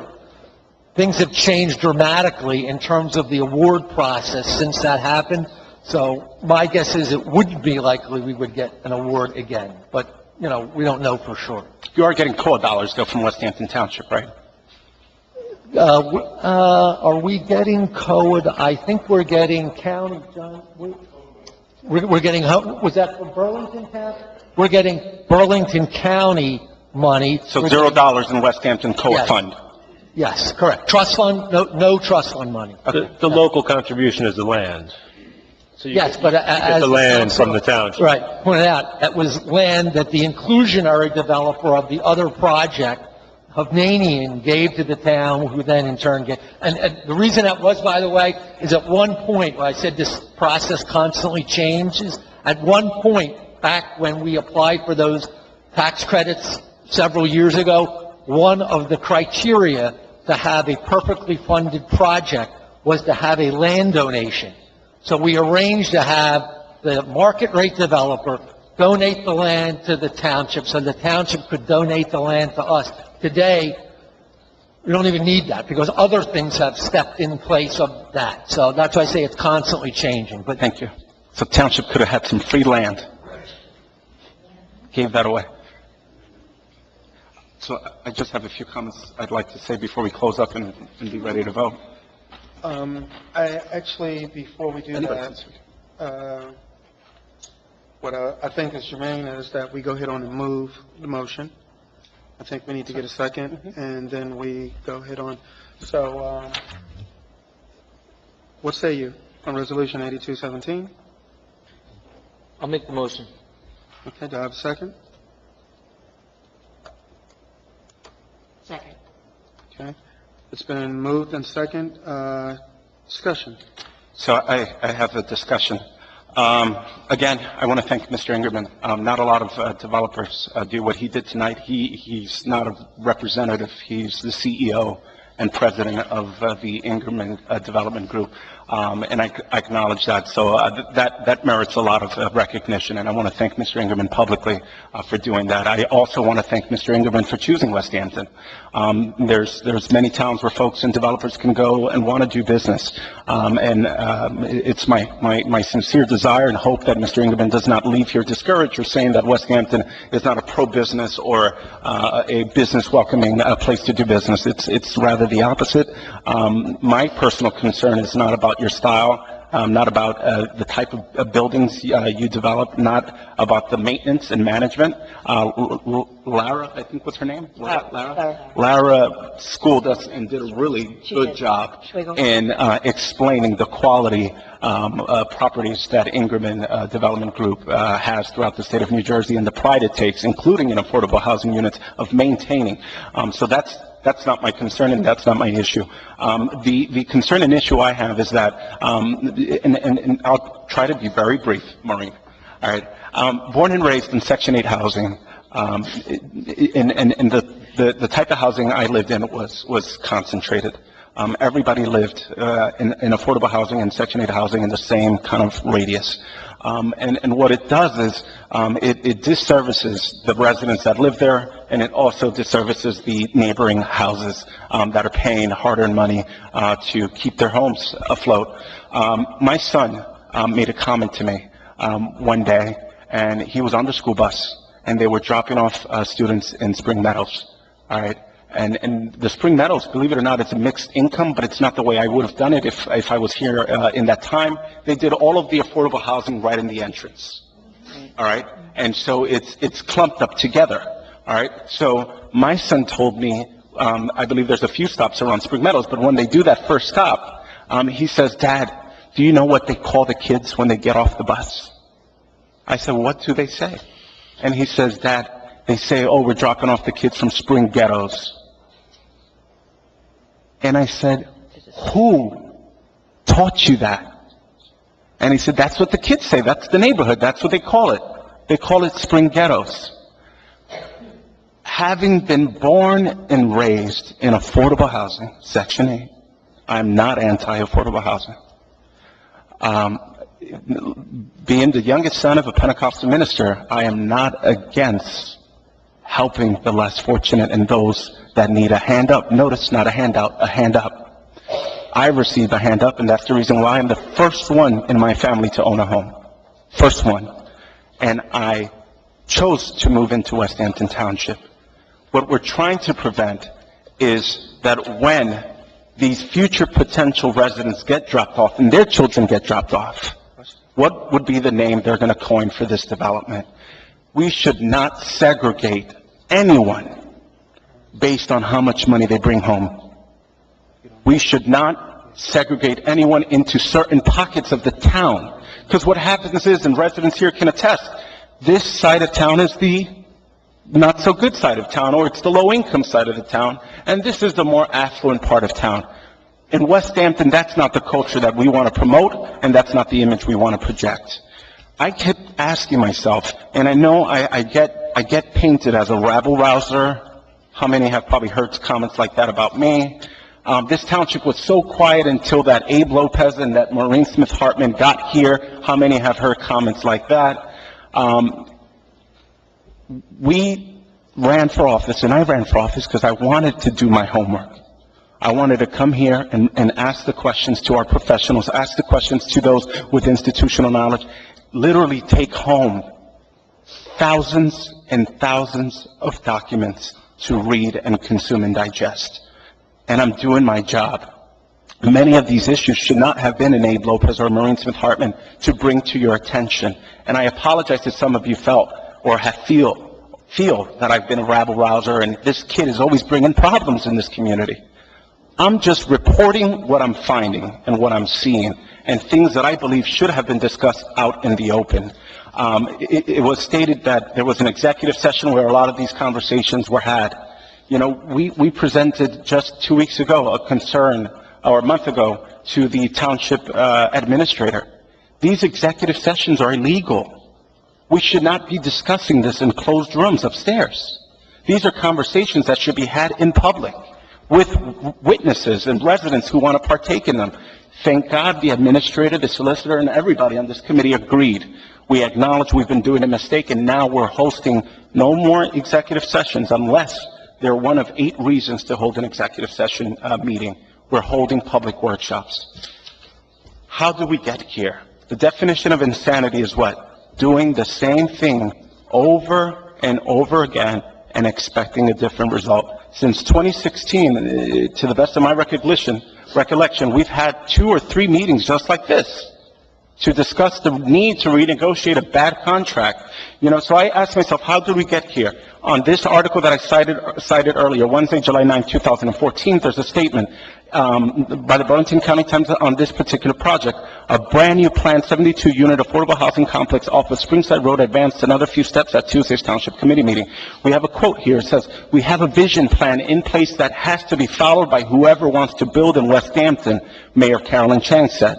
Once it comes back from our planner, the development can move forward and present a site plan to the Land Development Board. My question is, what is this vision plan for developers that they must follow?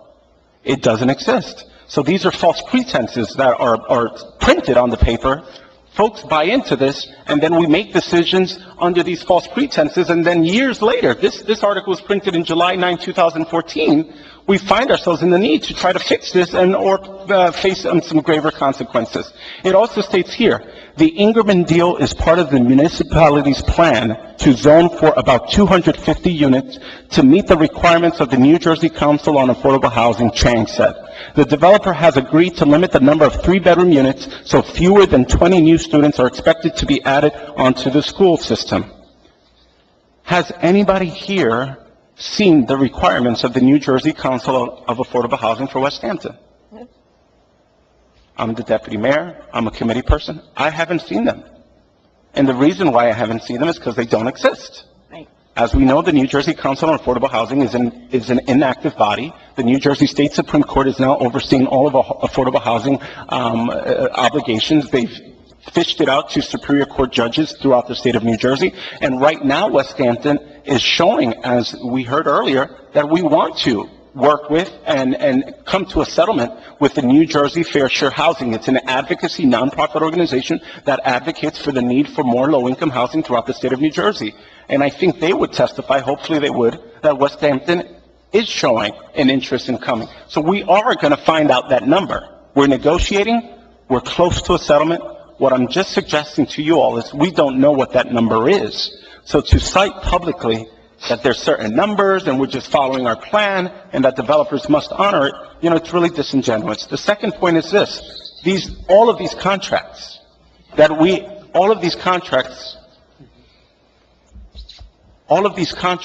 have been negotiated and all of the ones that we've had an issue with, whether it's the $1 million lemon and the not honoring that it was a lemon and signing an extended warranty, whether it's the redevelopment agreement for the Project Freedom Project, which is 100% tax exempt. This agreement, it was negotiated by the same solicitor, Mr. George Stefanaro. And in this document that I'm hosting, these are the minutes of the Township Committee meeting, September 8, 2015. Mr. Stefanaro ties the Woodmont project to the Ingerman project.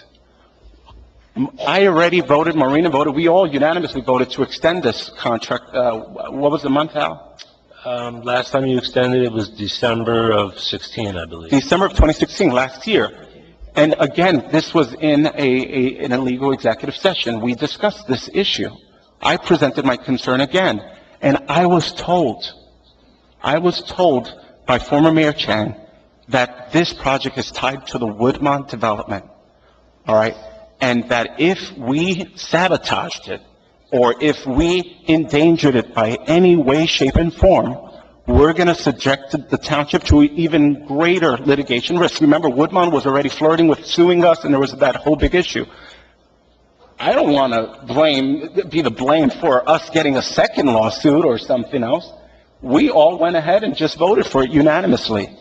Here I encourage the residents, look up the September 8, 2015 minutes, where George Stefanaro wanted to address several more questions from the residents. The property isn't yet owned. Nancy, you all right? Let me finish. The property isn't yet owned by Woodmont. They are under contract to purchase it. He spoke about the other complex on Wood Lane Road where the affordable housing will be built. Each unit will cost about $90,000 to construct, and he knows that the taxpayers don't want this. Woodmont will build 28 units in their luxury apartment, and the balance will be built over on Wood Lane Road, which is 72 units for a total of 100 units, which kind of suggests that the projects are married together. I was misinformed when I cast my previous vote, and that's unfortunate. The solicitor at the time, in his defense, I think 2016 was his first year, and he could not provide us with the answer. We all decided to go based on the recommendation of the colleagues that have served here the longest, and everyone testified that that was accurate information. The Project Freedom student enrollment, Project Freedom, which is right across the street, they all testified to us that there would be only 11 students enrolled in the schools. 11 students. I've sent a request to both the West Hampton district schools, local schools, and the West Hampton, the Rancocas Valley Regional High School to see what are the numbers for just Project Freedom. Project Freedom to this date has enrolled a total of 19 students in West Hampton Middle School. Holly Hills, Project Freedom has enrolled a total of 12 students. Of the students in the elementary school, students requiring out-of-district schooling, which the tuition is, I've heard some testimony from other educators, Board of Ed members, that are 2 to 3 to 4 times the tuition rate. Our tuition rate is $13,000. We have one student going out of district. Rancocas Valley Regional High School student, we have a total of 6 students enrolled in the Rancocas Valley Regional High School, of which 2 are requiring special services. So that's a grand total of 38 students, and the original projection was 11. The Ingerman project is projecting a total of 45 students K through 12. A total of 45 students K through 12. We heard earlier from Nancy, and I'll just reiterate, on the October 12, 2016 Board of Education meeting minutes. This is on the public minutes of our local Board of Ed. The school business administrator and board secretary call for a motion to approve a tuition contract agreement for the 2016-2017 school year for student number 7469246779 with the Burlington County Special Services School District, receiving district. One student. What was the tuition for that? $41,140. This is motion D4, passed in our local West Hampton Township schools. The school business administrator and board secretary call for a motion to approve tuition contract agreement for the 2016-2017 school year for student number 308219591 with the Burlington County Special Services School District, receiving district. You want to know how much was the tuition for this one student? $38,854. The school business administrator board secretary called for a motion to approve a tuition contract agreement for the 2016-2017 school year for student number 541238560 with the Burlington County Special Services District. How much was the tuition for this one student? $46,854. The school business administrator and board secretary called for another one for student number 40260266942. Guess how much was the tuition for this student? $46,854, and there was another student for another total of $46,854. In one night, in a one regular board meeting that many of us don't have the luxury of the time to come and to attend, they had one student at $41,000, another one at $38,000, another one at $46,000, another one at $46,000, another one at $46,000. I've introduced a concept to our colleagues here for affordable housing. We have a good number of foreclosed homes in West Hampton Township. Thank God Maureen has given us update reports, the numbers dropping. I have made a recommendation to our colleagues that the township should partner with the Federal Department of HUD, Housing and Urban Development, and we should partner with the New Jersey Mortgage and Finance Authority to come up with a bonding plan, a shared program between the township and the state and federal government to purchase all of the foreclosed properties and provide low-income, low and moderate-income family homes, veterans and senior citizens with an opportunity to own their own homes. And we will still receive all of the same affordable housing credits. And it's a win-win because those folks who need an affordable home would own their own home, and all of us who are concerned with the draining property the property values of our homes will get a boost because there'll be no more foreclosed homes on your block. That idea has been rebuffed. No follow-up and no interest to move forward on that. Secondly, with regards to the West Hampton First, I have introduced an ordinance, and the administrator has the ordinance. I've discussed it with Maureen's department. I haven't had the pleasure of discussing it with the rest of the committee. The city of Jersey City just 2 weeks ago passed an ordinance that stated that for all affordable housing in the city of Jersey City, the residents of Jersey City must have the first right of benefits to apply for their affordable housing. I was asked a year ago, why can't we do that in West Hampton Township? I was told it's illegal. You can't do that. Well, ladies and gentlemen, we learned just 2 weeks ago the city of Jersey City passed that ordinance. I have since passed it to the solicitor, have passed it to the administrator, and I'm calling for a West Hampton first ordinance. West Hampton residents should have the first dibs on any affordable housing that comes our way in this town.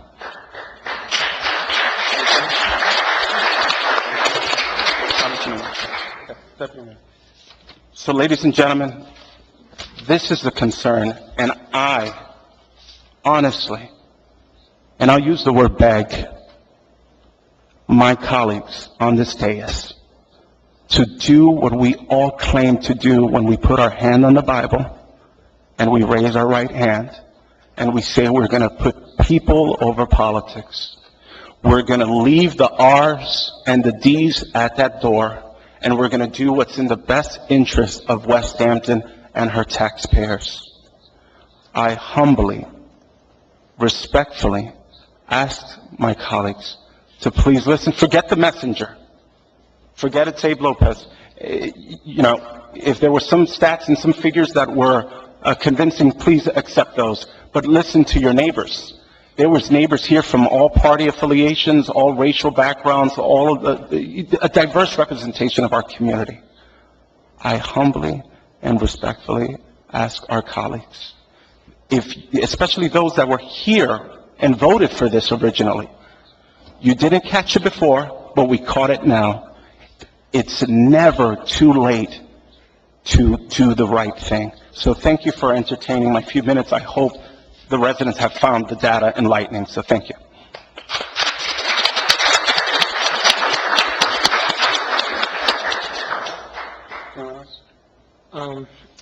Sure.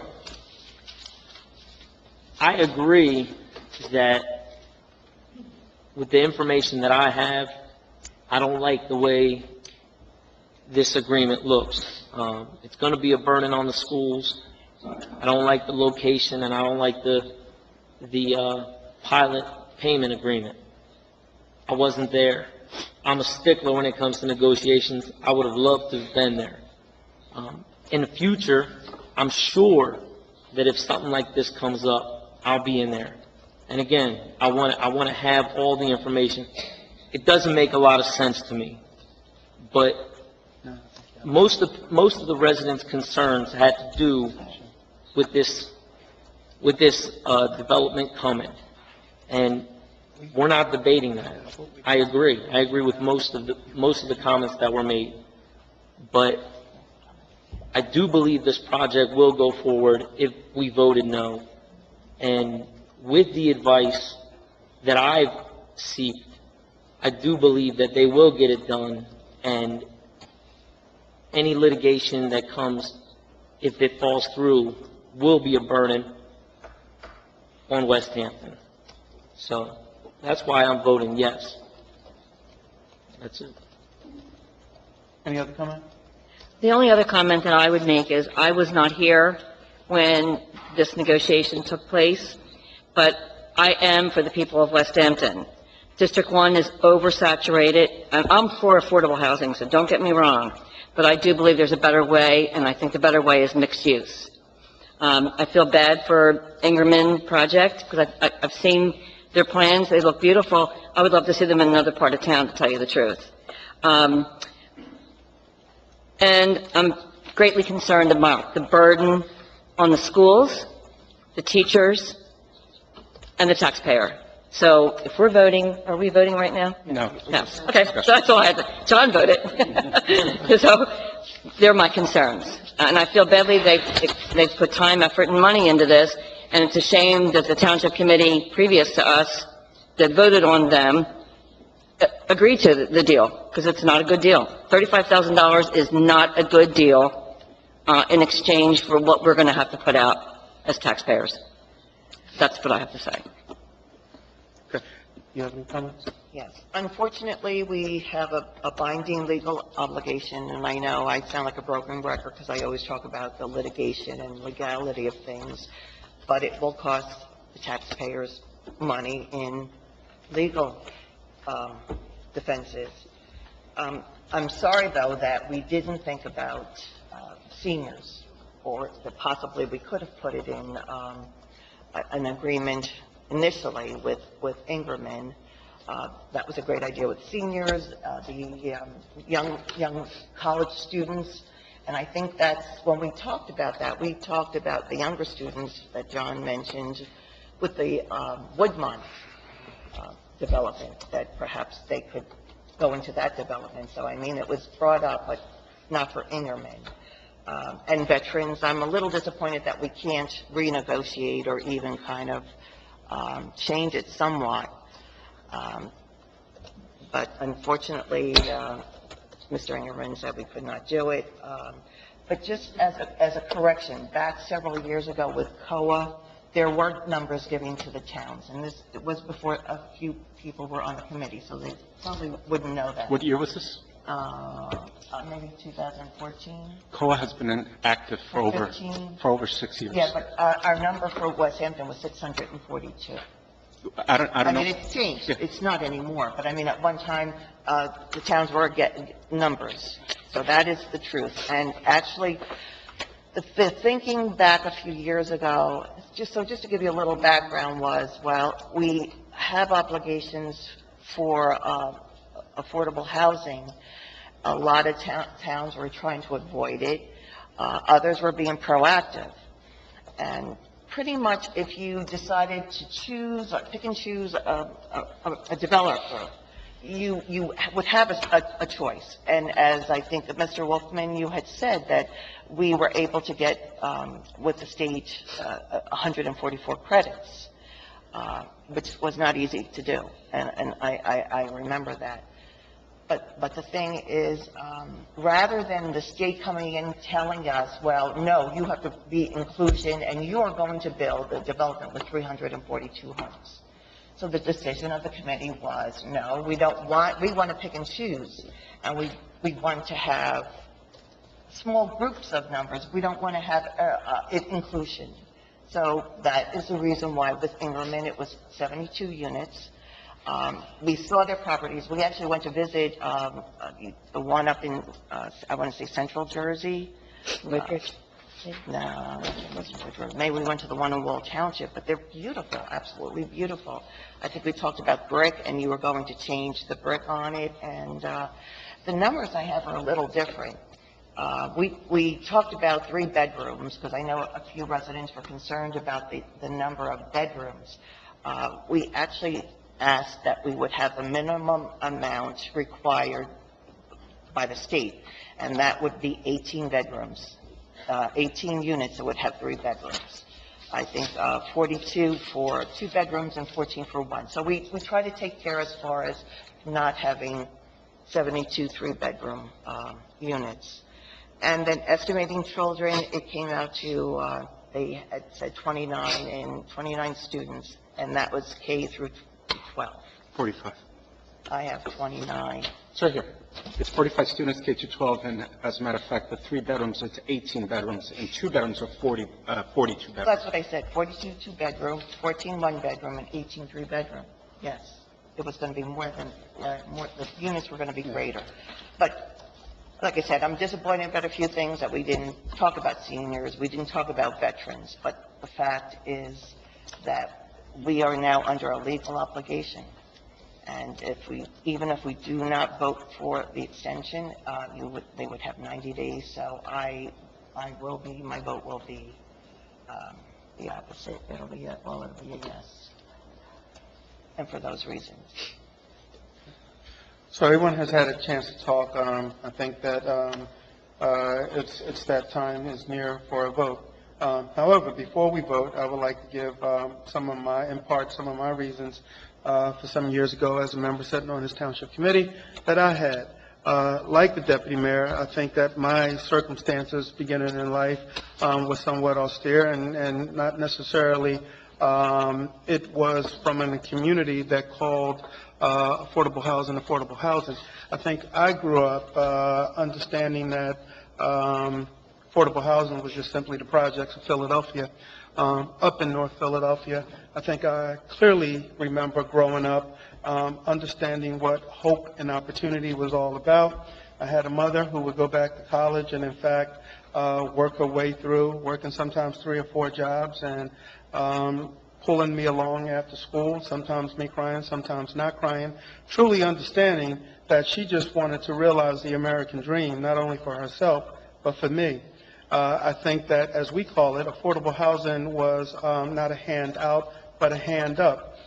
I sit before you realizing that a lot of the lush and rich attributes of who I am as a man today came from that circumstance of living in a project.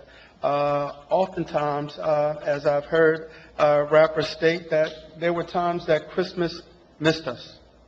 Birthdays, forget about those two, because chances are those were the worst days. But the reality of it is we find ourselves in a situation here where some years ago, and let me add this caveat. Today, at least 3 or 4 years ago, I am not the elected official that I am today. Perhaps in retrospect, I wish that I were. Perhaps in retrospect, I wish that we had negotiated a much better deal than that's on the table. And advancing that, I'm not advancing it from the perspective that some kind of way that there was not negotiation in good faith on either side of the table. I think back then we simply were looking at some numbers that have been presented to us by way of affordable housing obligation. I think that we were looking at some things that was the climate of the day, lawsuits being bandied about and not in my backyard, and constructively people feeling as though that they were being left out of particular communities within Burlington County. So perhaps I may have been most sensitive to that need, and even perhaps from a constitutional requirement. I'm not too shy, nor am I embarrassed to say that perhaps I could have done more back then. But I realize that we're far afield, that in the interest of some sort of justice, and I think saying that's, if you will, objective and in the eye of the beholder, what that fully means, that we have a deal in principle.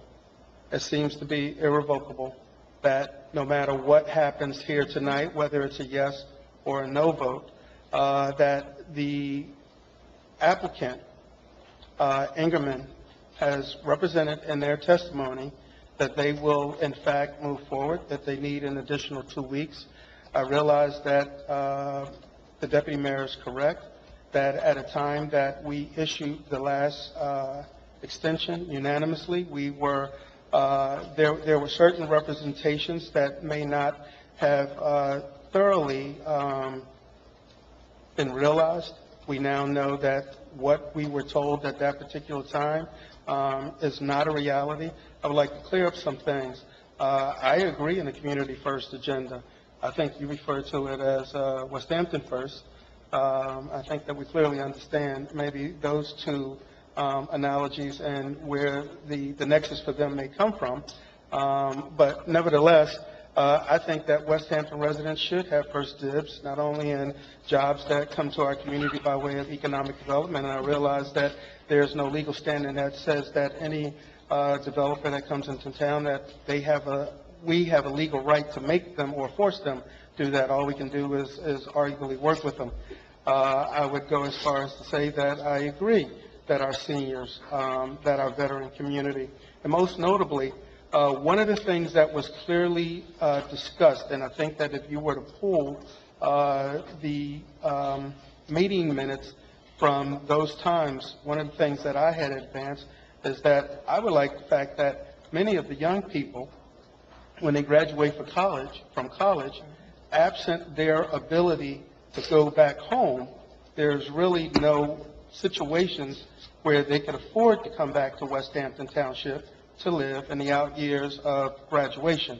That mortgages and rents from that perspective back then were almost non-existent. I think if you look at West Hampton now and outside of Project Freedom, our rental housing stock is minimal at best. That being the case, There are many people in this room, kids who will graduate this year, who graduated last year, and who may graduate next year, absent an opportunity like this, that just will not be able to come home and live in West Hampton Township because it would be cost prohibitive. I agree with the deputy mayor that West Hampton should immediately look at any and all opportunities to avail ourselves of the housing stock that is presently sitting vacant, and if in fact that we can move on those to offer our West Hampton residents an opportunity to realize home ownership. I agree with you, Mrs. Jane Fellows. I live in a community that you live in, and I'm not disagreeable with you that home ownership is the way towards, if you will, hope and opportunity of a community. The good to great communities, that's how they grow, by continually giving back. I think that there was some testimony that suggested that this was perhaps being done from a political perspective. I disagree with that wholeheartedly, and it never was my intention. It never was anything that I was thinking about, that it was an opportunity to bring 72 new Democrats into West Hampton Township from a perspective that any particular party would curry any additional or greater favor at the election booth. That's just asinine. If you want to indict me on something, indict me on the fact that perhaps when I look in the mirror, that I want to look in the mirror from a lens that says that I want the people that right now can't afford to live in West Hampton to have the same hope and opportunity that was represented when I lived in the projects all of those years ago, and my mother would go to college and become a teacher in the same community that she would bootstrap herself in. That's how I look at the Willows in West Hampton Township, not from a perspective that it will be the dregs and the dearth of societies that will in fact populate this, that you never know. The next president of the United States, or the next person that could cure cancer, or the next great person that could do almost anything, to include said on this dais, may come out of the Willows and West Hampton Township. Could we have done a better deal? Absolutely. Absolutely. And I implore Ingerman Development, if there's anything that you can do from an ecumenical standpoint, absent the deal that has already been put in place, as the deputy mayor said, and I'll quote Dr. King, it's always the right time to do the right thing. That while we may have a deal in principle that speaks to $35,000, that's all we're going to get, and we may realize 50 children as a for-profit, it's not unheard of for a corporate entity to be kind and benevolent to a community like West Hampton Township.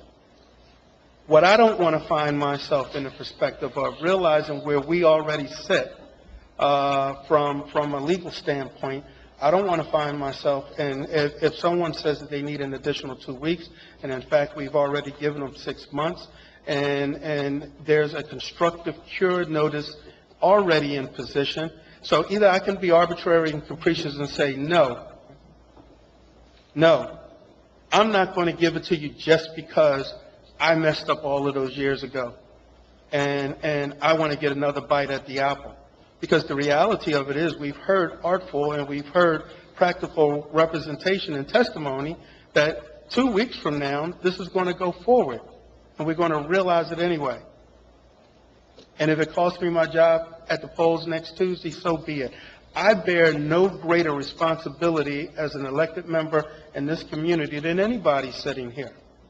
I will just be big enough to admit before all of you that perhaps I made a mistake many years ago in not applying the greatest amount of due diligence from a fiduciary obligation standpoint. And if it should come to pass that on Tuesday my career sunsets, I've had a glorious one. I've been accused of many great things, but together we've worked and made great things happen in this township. I don't necessarily like to have the finger pointed at me as though I have a greater onus or I have a greater part. Perhaps that was 3 or 4 years ago. Everyone sitting in this room arguably was here 3 or 4 years ago. It was not a quiet meeting. It was not a meeting in which it was secreted. It was not a meeting in which it was no notice that we were going to have it. I like the fact that if you want to call him a rabble-rouser, he's a rabble-rouser, but I like the fact that he brings people out, and that's okay. And that has cost me dearly in saying that it's okay that he's a rabble-rouser. I think the best of our community has been simply demonstrated when we have not been agreeable, when we have been disagreeable, but we've had an opportunity to apply a due diligence necessary, and when we come out of our meetings, we've said, what's in the best interest of West Hampton Township by way of consensus? That's what hope and opportunity represents. I'm not the type that deals from the bottom of the deck. I was here 3 or 4 years ago, and I said yes to this deal.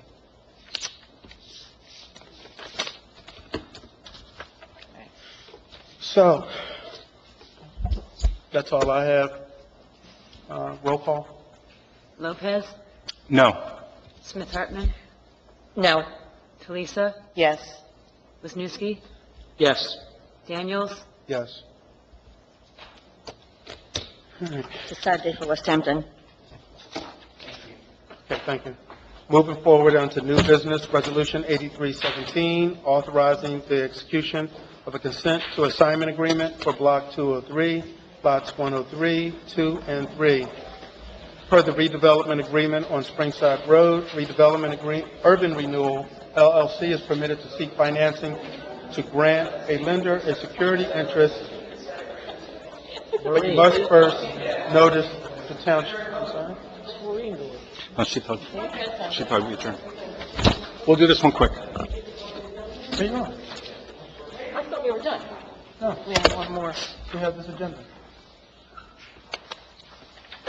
This consent to assignment agreement serves as the required notice and makes clear that if the lender forecloses on the property, any future disposition of the property may not be done without committee approval, as it is the redevelopment area.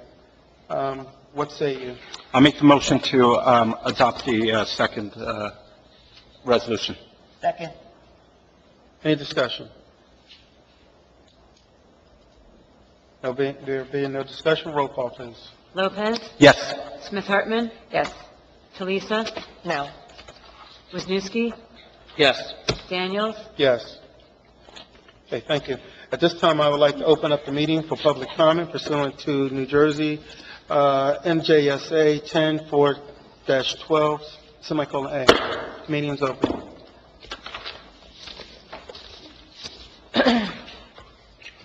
Mr. Wright.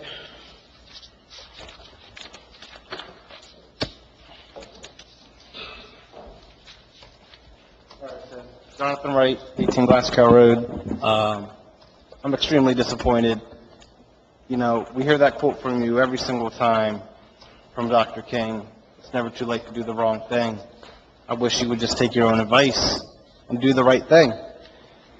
Every single time you guys, a couple years ago, make some crappy decision because you didn't think it through, Abe and Mo try to clean it up, and then you come back and, you crap your pants because you said you're scared of getting sued, because you didn't do your homework.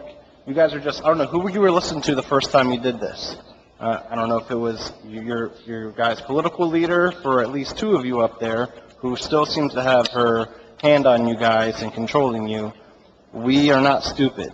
So think about what you're doing. It's getting really, really old. Every meeting I come here, it's some mistake that you guys messed up in the past, and now we got to clean it up, and then you get scared because litigation, because you screwed up. So we had this when you hired someone before, and we got a situation there. Now we got this. Now you pass it through. So if you said you're so confident that it's going to pass anyways, just vote no. Let them go through the cure process like they're saying. We all talk. And a lot of people got up and left because that's what they think of. I mean, that's what you think of us with your vote tonight, so that's what they think of you. They just screw this. So all this was for nothing. Just like the last time. Like with Woodmont. Every time we come, you guys don't listen to us. You guys don't give a crap what we say. So, elections do have consequences. Last year was the presidential cycle. Okay, that's out of the way. This year it's going to be different. Next year, probably 2 of you are not going to be up there. Hopefully, starting in next January, we have 2 forward-thinking people People that are proactive and not reactive. We're always playing defense, and because of that, our town is in the crapper. So, we feel bad. We did bad on this negotiation. So, okay. So now the school suffers. We get these $35,000. That is nothing. It's too bad we had a concert tonight at Rancucas Valley, because you would have had guidance counselors and teachers here and tell you that this is a pile of crap. Our school is bursting at the seams. Our special education needs help desperately. Our town voted against having another school. We already are going to have another school. So we're going to have another school. We're going to have to pay for these more kids with this. Oh, they left already because they got the decision they wanted. Oh, good for them. Increment, bye. Yeah. So they're going to pay nothing, and we're going to pay for it all. Exactly. People are going to get sick of West Hampton. I've been here for 32 years. I lived in my parents' house, and then I was lucky enough to buy a house in the same development a quarter of a mile down the road in Torrancefield. I love West Hampton. I don't want to move out of West Hampton. My son is 1.5 years old. He's going to go to kindergarten in a few years. I don't want him going to the school that's going to turn into a big old piece of crap. I love the teachers here. I love our Board of Education. I love our administrators. But you start messing with our school, you start messing with our town. Because you mess with our school, you mess with our kids. You mess with my kids, I'm out. I don't care if I've lived here for 32 years. I'm not going to deal with this anymore. So when the, housing values go down and everything else, that's what's going to happen. Yeah, that will be your legacy. So, Andre, you served this committee awesome, and I know you saying it's not fair that you're getting the blame. But let's be real here. These two are going to vote the same way every single meeting, no matter what, because that's just what they do. These two are the ones that are starting to fight change. You're the only one that was maybe going to work in the middle. So it might be unfair, but you know what they say, the crown is heavy, you quoted Biggie earlier. So you know all about it. That's why it's up to you. Now, you got a tough primary, like I said, but be you. Tonight, I don't think you were being you. I don't want you to be mad at me, but I've known you long enough. I think you messed up on this one. I think just to say because, I didn't do my homework 4 years ago, I got to stick by that. No. Like you said, it's never too late to do the wrong thing. Stick with that. So, that's all. Thank you. Thank you, Jonathan. Still public comment. No, it's public comment. She rose her hand, then Ms. Who Pettis. raised their hand? The young lady right there, and then Ms. Pettis, and then Ms. Curran. I'm going to miss my grandkids' concert. Pissed. Eleanor Broadbent. Feel free to just grab it. Okay. Eleanor Broadbent, 75 Greenwich Drive. I was just thinking, if they were to sue us, what kind of money would that be compared to the length of the pilot program?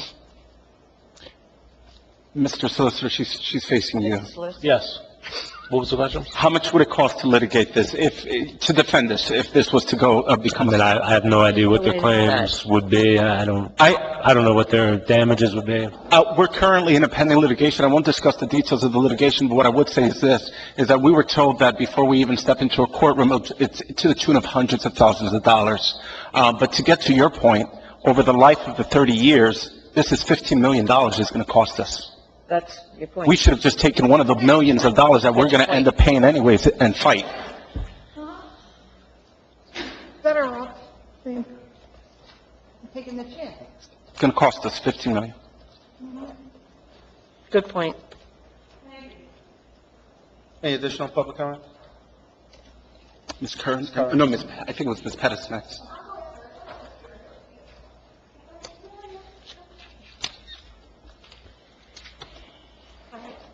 Yes, I would like to say very much that I am very disappointed about the 3 of 5 people because of the past, that you can't overlook the past and the mistakes that were made, and you could have made a difference tonight. One of you could have made a difference tonight.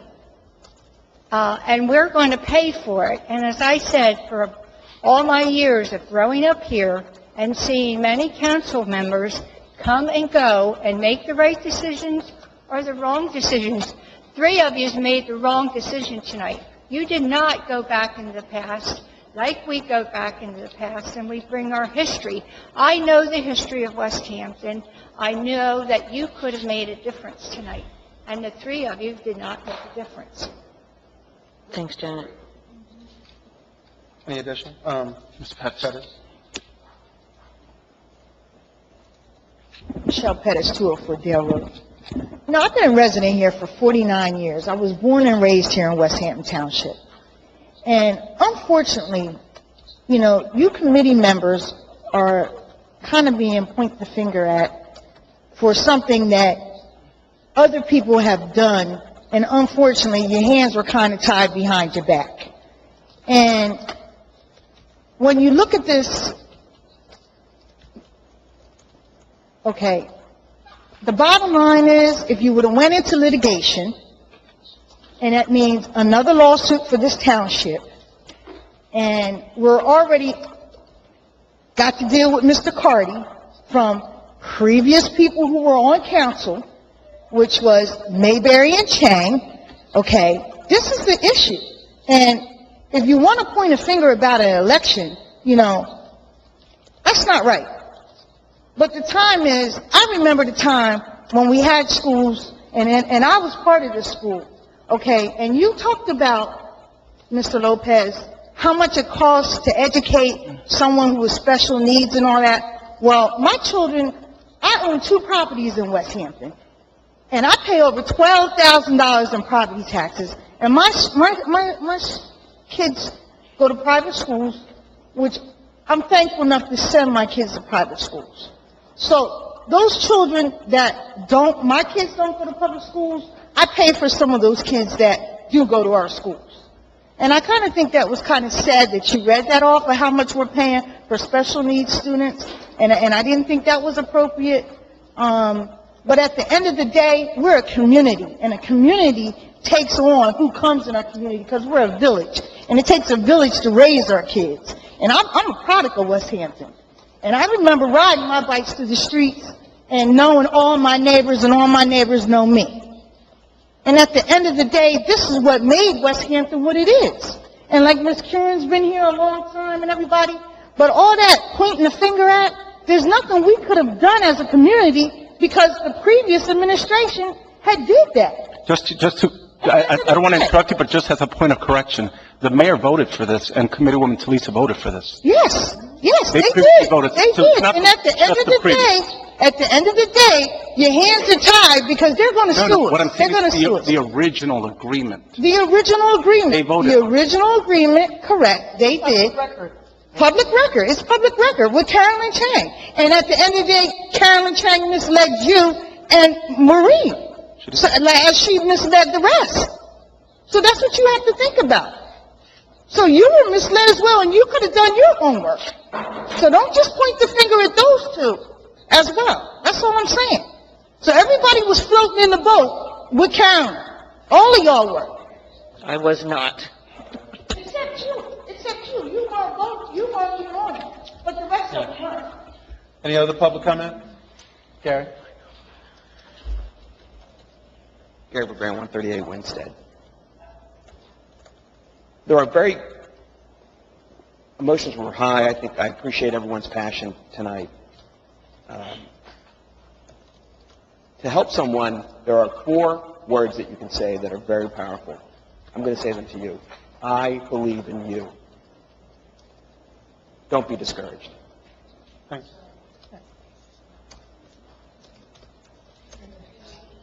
Any other comment? Mr. Mumbauer, then Mr. D'Arico. John Mumbauer, 29 Lancaster Drive. Mayor, I'm kind of disappointed to hear that sigh in your voice when you call my name out. I'm sorry? Kind of disappointed to hear that sigh in your voice when you said, Mr. Mumbauer. Oh, no. Let me be crystal clear. I think that anytime you have an emotionally charged room, and you have an emotional decision that you have to make, your head and your heart, you balance your head and your heart, and you try to look at what you have before you and make a decision that's in the best interest. I don't want to steal your time, but this was a big decision tonight. It weighs very heavily on me. I did not make it in the abstract of it was just glib. So you hear some emotion in my voice, but that's all. Yeah. I just want to say that, I think that for the people who spoke tonight, I guess negatively in regards to this particular development, and when he spoke in regards to the cost of educating children and identifying certain dollar figures, it wasn't to stigmatize people. It wasn't to stigmatize special needs children, whatever. I think it was just to highlight the actual cost that a lot of us don't realize, come with educating children. And that what the township's going to get in regards to this pilot money isn't going to come close. And I just want to make that point that it's not a matter of not wanting low to moderate income housing. It's a matter of it's going to affect people, and our township did not do a good job negotiating. That's all. Thank you. No disagreement. Dorico? I agree. No, I agree. You did not. He said no disagreement. No disagreement. Right. Anthony Dorico, West Hampton. I'm sorry the members of the organization left because I want to direct some comments toward them. Initially, I'd like to say if the Township Committee would be willing to pass a resolution where they're limited in the comment time that they have, because sometimes there's pontification and it gets to be a little much. You lose people. I think if you condense that and limit your time somewhat reasonable, I think you'll keep more people here. I'm willing to wager that the officers of Ingerman don't have any low-income housing apartments next to their homes. Just that I would have liked to ask them that, but the agreements that were made by the previous administration, some of which are still here. An example, we have $1 million fire truck that is pretty much a doorstop. We have these hundreds of low-income housing apartments and skyrocketed taxes. So nothing to gloat about there. The people are not happy about that, and they voice their opinion in elections, and that's why we see new faces up here. And that's going to continue with if the committee, mayor and committee, continue to make decisions that the citizens do not care for. The tax credits to Ingerman to build low-income units, I mean, that's great. So in other words, they wouldn't build these units if they didn't get federal or state or county tax credits. And what towns do you think they target? They don't target inner city communities. They target decent, clean towns with good schools.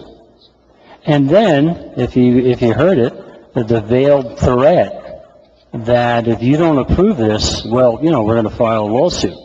At some point, you got to step up and say, file a lawsuit, okay? This nonsense about COA and the numbers. There are no numbers. Stop quoting numbers that you were given. They're not real numbers. Nobody knows what the numbers are. So stop saying that we have to... Excuse me. I did not interrupt you. When you were speaking, don't interrupt me. Yeah. This is the public's time. Stop saying we have an obligation to build X amount of units. We do not. And stop saying that we need to distribute them throughout the town. No, we don't. Don't build them at all. Stop saying let's not build them over there in a group, let's spread them out. Yeah, let's destroy the whole friggin' town. We don't want them at all. Who the hell wants, a $500,000 home in low-income housing and drop the bottom out of your home? Try to sell that when there's hundreds, 600 more low-income housing apartments in the town. It was never planned for this. The master plan for West Hampton never included this debacle.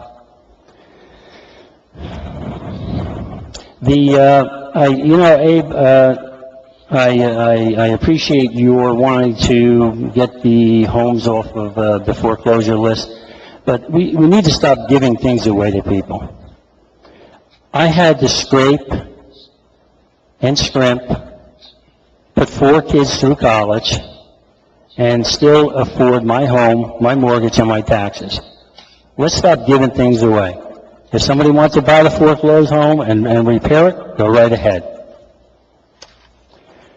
The previous administration, some of which are still here, the virtual hospital, great example, destroying the community. That hospital wasn't supposed to be built, according to Virtua, for 10 years. Now they're talking about what, 2018? They're going to start building?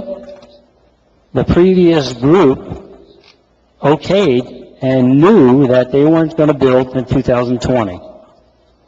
Nonsense again. And then the statement, I believe it was the attorney, that towns are scrambling to build affordable homes in New Jersey. No, they're not. There are many, many municipalities who are still fighting it because they think it's arbitrary and capricious, and you have no right to go into a town and tell that town what to do, how to live. Each municipality should be masters of their own destiny, not have some arbitrary number from 12 clowns on the Supreme Court in New Jersey who don't have a friggin' clue what they're doing. They make laws instead of interpreting them, and we're stuck with these silly decisions they make. It's time for this town, it's time for this group to step up, and if it means getting involved in a lawsuit, get involved in a lawsuit, and guess what that will do? That will tell any other group that decides to come into West Hampton, you better give us a good deal, you better be honest, you better be fair, or we're going to sue you. We'll go to court. You know what they'll do? They'll go to a different community. Why not build the affordable units in inner cities? Bottom line.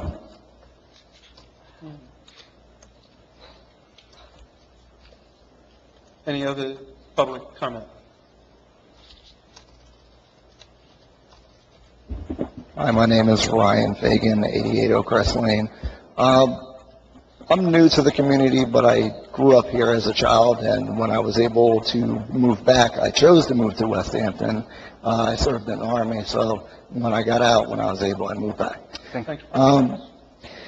Just curious on and maybe I don't understand because I am pretty new to everything that's going on, but with the yes votes, the logic was that if we vote no, they're going to be able to get the financing and build the project anyway, which at least if you put a no vote, you're at least saying that you're not in favor of it, and if they get the financing, they are able to build it anyway.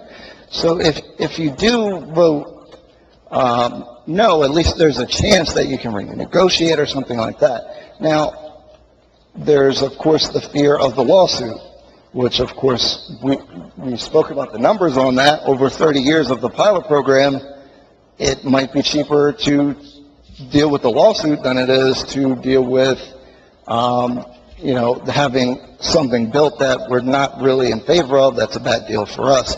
So I am actually more curious at the logic behind that, because at least a no vote would give the opportunity to continue at least attempting to get a better deal, rather than listening to what they basically threatened the township a little bit. And if I feel like we're bending to that rather than at least attempting to improve the situation. Thank you. Thank you. Any other public comment? Any other public comment? Close to public comment. Mr. Solicitor, do you have anything to wrap up? No, nothing further here, just a motion to adjourn unless others have comments. Motion to what? Well, To adjourn. No, I have closing comments I want to say. I have nothing to say except I missed my grandchildren's concert tonight, and I'm very sad about that. So.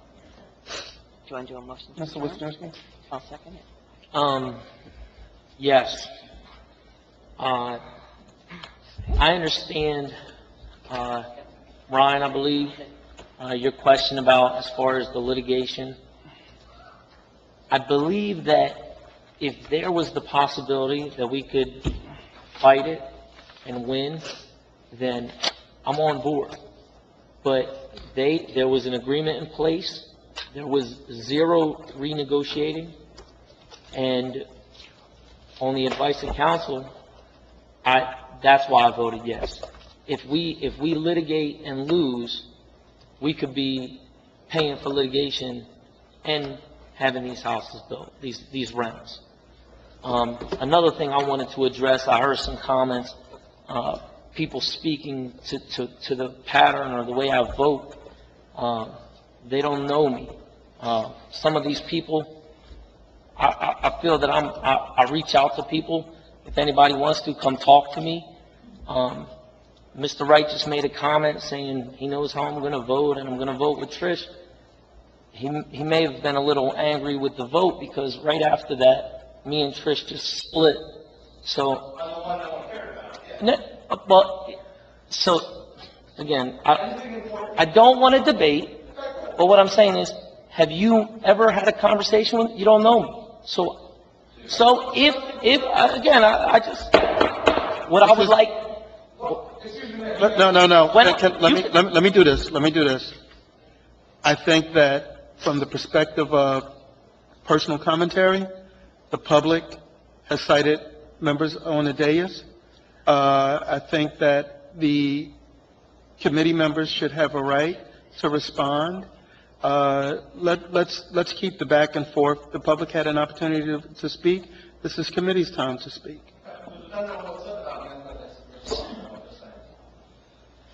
So, if I can continue, if there are residents that have West Hampton's interest first, if there's an issue that you don't like that I'm doing, reach out to me. But going and publicly questioning and pointing a finger and making false statements, that's actually hurting the town, and it is dividing the dice, and there is disconnect. I spoke to a resident a week ago outside after a meeting for an hour. 2 of them, right outside. I thought we had a great conversation, and I would say that he's on the other team.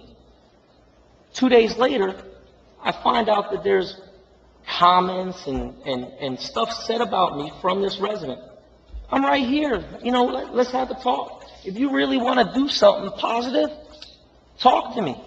Talk to anybody up here. Stop going to the same well. Listen, if you have a good idea, talk to me. And for people to come up here and point a finger and you know this and I know that, it's unfair. That's basically my point. That's it. Okay, thank you. I just want to say that it's not easy being up here. Our job is very difficult. And unless you're up here to realize how difficult it is, because we believe it or not, some of you do not believe it, but it's true that each one of us up here, we do care about the residents. We might not always agree, but we're entitled to our vote, and, we should respect each other, and I think this last year or so we've been doing better. But to hear residents, you have not been up here, how hard it is, how we do our research, and we're not perfect. And when we vote for the best interests of the town, and that's all. It's just not an easy job.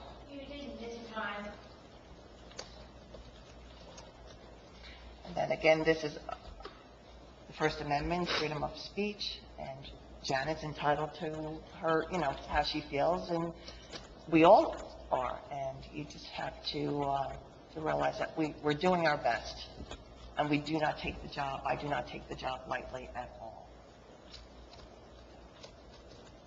That's it? Yeah. Deputy Mayor?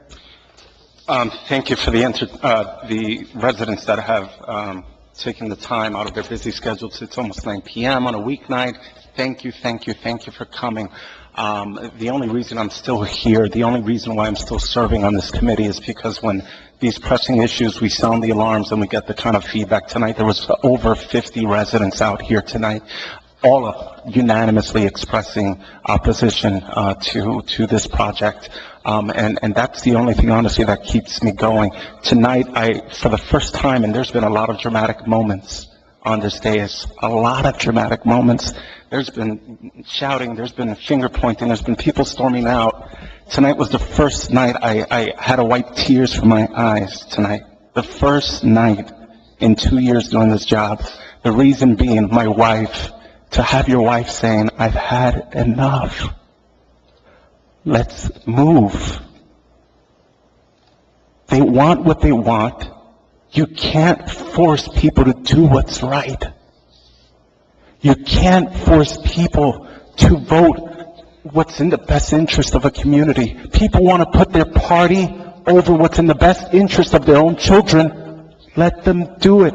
Let's move. So I have that internal war, if you will, right, of residents. I heard from this young lady, who expressed her concern and said, I can't.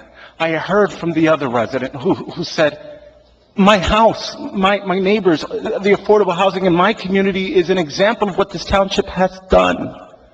Ladies and gentlemen, for all of you that are here tonight, all of you, those that are listening on the township's Facebook Live page, listen well. 2 years, I've rabble-roused. My rabble-rousing has been to tell you the truth, has been to announce and shout out from the rooftops what has been going on in this building. I've tried my best. Have I made mistakes in the process in communicating myself to you all? Have I made mistakes in going about earning folks that honestly, pending the day of the week and what are the political climates of the week, of the month, of the year, they vote on trying to, the word is whip that vote, right? Encourage folks to vote in the way that's not beneficial to me personally. It's beneficial to the community. I've given it my all. I've tried to catch myself when I make the mistakes. But my wife has that question. We can't keep doing this. And I've mastered it, and I just want to share with you, and then I'll shut up. I've mastered the formula that's used to hurt us all. I've mastered it. And here's the formula. Ready? It's a 3-phase formula. And I want you to learn this. Many of you have been here before me. This has been going on before I've moved to West Hampton Township. This was only highlighted when I was elected in West Hampton Township, because quite frankly, I want to sleep in peace at night, and I want you all to know at the end of the day, before I put my head on that pillow, I've done right by you and your family. I want to look in my neighbors in the eyes and tell them, I've tried to keep you in your home. I've tried to help you send your daughter to college. I've tried to help you send your son to the swim club, to band practice. All that costs money.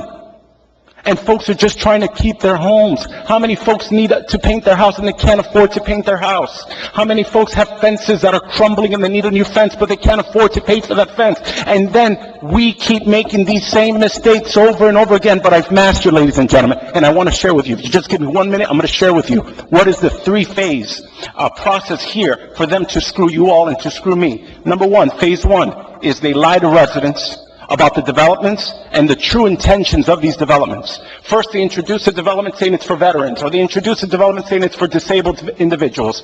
And then towards the end of the project, once it's already it's been approved, they come back and they do an amendment and they say, we couldn't get as much disabled individuals, we're going to open it up to everybody. So they lie. That's number 1. That's the first phase. After they lie, they go to phase number 2. We could have done a better job. If I had known what I knew now, I wouldn't have voted that way, right? That's phase 2, right? They look at you in the eye and they say, oh man, I should have, I could have, I would have, I could have done that. I didn't know before, right? How many times have we heard in this room, I didn't know? $1 Million Lemon, I didn't know. The solicitor warned, you shouldn't be hiring this individual. You didn't conduct this. You didn't do that. It's a duplicate position. And they go ahead and do it. There's written emails, records that you can Oprah. They ignore. Oh, I didn't know. Right? And here's the last phase. You ready for the last phase? The last phase is, we might get sued if we don't go through now. we might get sued. That's the three-pronged process in this governing body to jerk us off. Phase one, lie to the residents about the development, the true intentions, the true aspects of the development. Phase number two comes into, I'm sorry, if I would have known what I know tonight, I would have done a better decision. And then phase number three, did you hear tonight at 1 second this developer saying he's going to sue us? Anybody heard him tonight? He did not say he's going to sue us. Did he say he was going to leave upset or anything? For all we know, he was going to come back to the table and say, we have to come back and renegotiate this deal. But they offer the legal out of, he's going to sue us. Then they tell the solicitor, please give us something, give us something. They ask him publicly, they put him in the spot publicly. Tell me something that's going to give us a little bit of cover room here. And the solicitor is always, he's got a license, is going to say, if you ask, is there potential of a lawsuit? How many can answer the question, you know, my dog urinated on my lawn and I kicked his dog. Is there a potential for a lawsuit? In the United States of America, there's a potential for a lawsuit if you look at me the wrong way. There's always a potential for a lawsuit. This is a joke, ladies and gentlemen. And here's why I'm going to tell you, and I'll end with this. I've already hopefully educated you on what's the phase, the political game that's played here. I already told you phase number one, lie to you about the development in the project. Phase number two is tell you, I could have done a better job. Phase number three is, we're going to get sued if we kind of mess this up. And here's the end. What is the least common denominator for all of the screw-ups that have happened in this township in the last decade or nearly 6-7 years? What is the least common denominator? There's been one solicitor that has negotiated all of these deals. One solicitor. That solicitor's name is George Saponara, okay, who has been a financial political contributor previously for the mayor, previously for Committeewoman Talisa. All right, I don't know his engagement with Mr. Wisniewski. I won't enter that. All right, but that's a fact. Previously also for Committeewoman Chang. All right, has raised thousands, tens of thousands of dollars for their campaigns. They went ahead and rewarded his political loyalty and hired him as the township solicitor. You want further proof of this? I'm going to give you the further proof of this, and I've been holding this, and I shared this with the solicitor. I shared this with the mayor. I shared this, I believe, with the township administrator.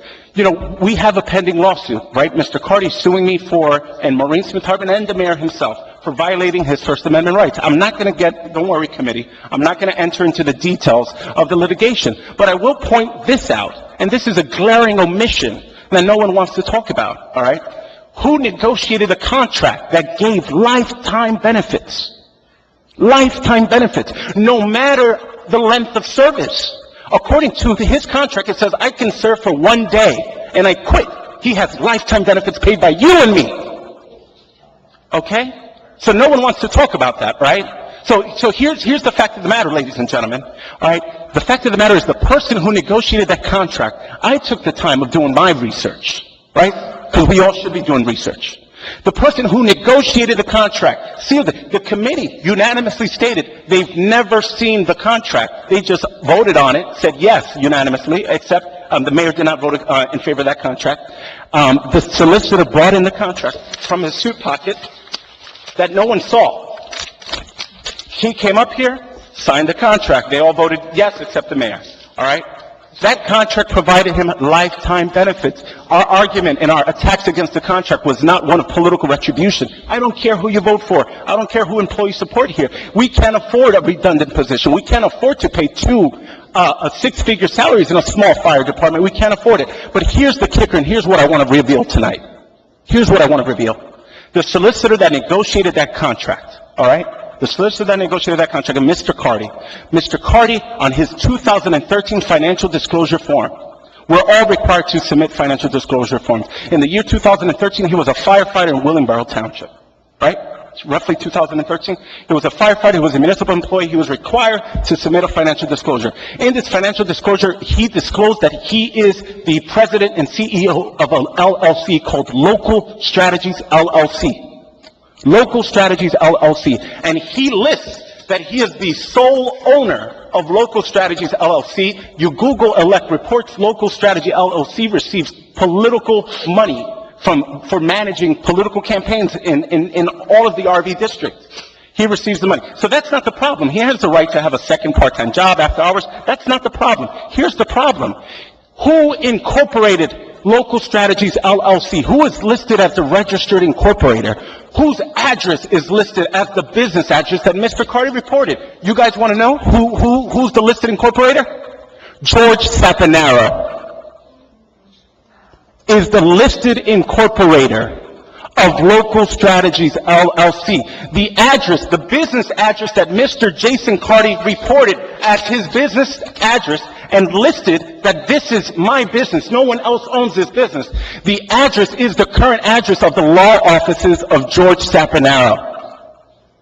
And so this committee and these colleagues hire George Sapanaro as a solicitor. They task him with negotiating Jason Carty's contract. He negotiates Jason Carty's contract, gives him a $35,000 raise in the short period of 5 years, and included one sentence that says, lifetime benefits. And when Maureen Smith Hartman and I shout, this contract is wrong, not only does the state of New Jersey law say that someone should rise within the ranks and serve 3 years as a fireman in our township to rise to the level of chief. Why do they do that? Because you should know the equipment you're going to operate. You should know the town you're going to drive in. All right? It's not political retribution, ladies and gentlemen. It is dollars and cents. Raise your hand, Democrats, Republicans, Independents, if you want to pay for somebody's lifetime benefits for serving less than a year in this township. Raise your hand. Deputy Mayor. No one wants to raise their hand. Deputy Mayor. Mr. Mayor, I'm going to finish right now. No, but I think you've gone far afield. I also, respectfully, I also agree with Mr. D'Arico, and maybe the only thing that I agree with him, that perhaps we should have statutory time limits. They don't want you to know this information. It has nothing to do. Are you finished? They don't want you to know this information. Are you finished? No, I'm not finished. I'm not finished. I'm not finished. Well, thank you for letting me. Well, you don't want me to finish because you just interrupted me, right? And do you notice every time I'm pointing the facts, Committeewoman Talisa, you know, there's a reason why they want to shut me up. And there's a reason why I take the time to explain it all to you, point by point. Ladies and gentlemen, if you want Abe Lopez to stop explaining this stuff to you, if you want Abe Lopez to stop highlighting this for you all, if you want me to just speak for 30 seconds and speak and not break it down for you all in a way that you can understand, let me know. I'll tender my resignation tonight. Deputy Mayor, I pose the question to my neighbors. If you would like me to stop informing you all of what has gone on in this township, and there's more. This is the tip of the iceberg of what I've learned in 2 years. Now, if you would like me to stop disclosing this, if you would like me to start being quiet in these meetings and talking for just 30 seconds, let me know. I'll tender my resignation tonight.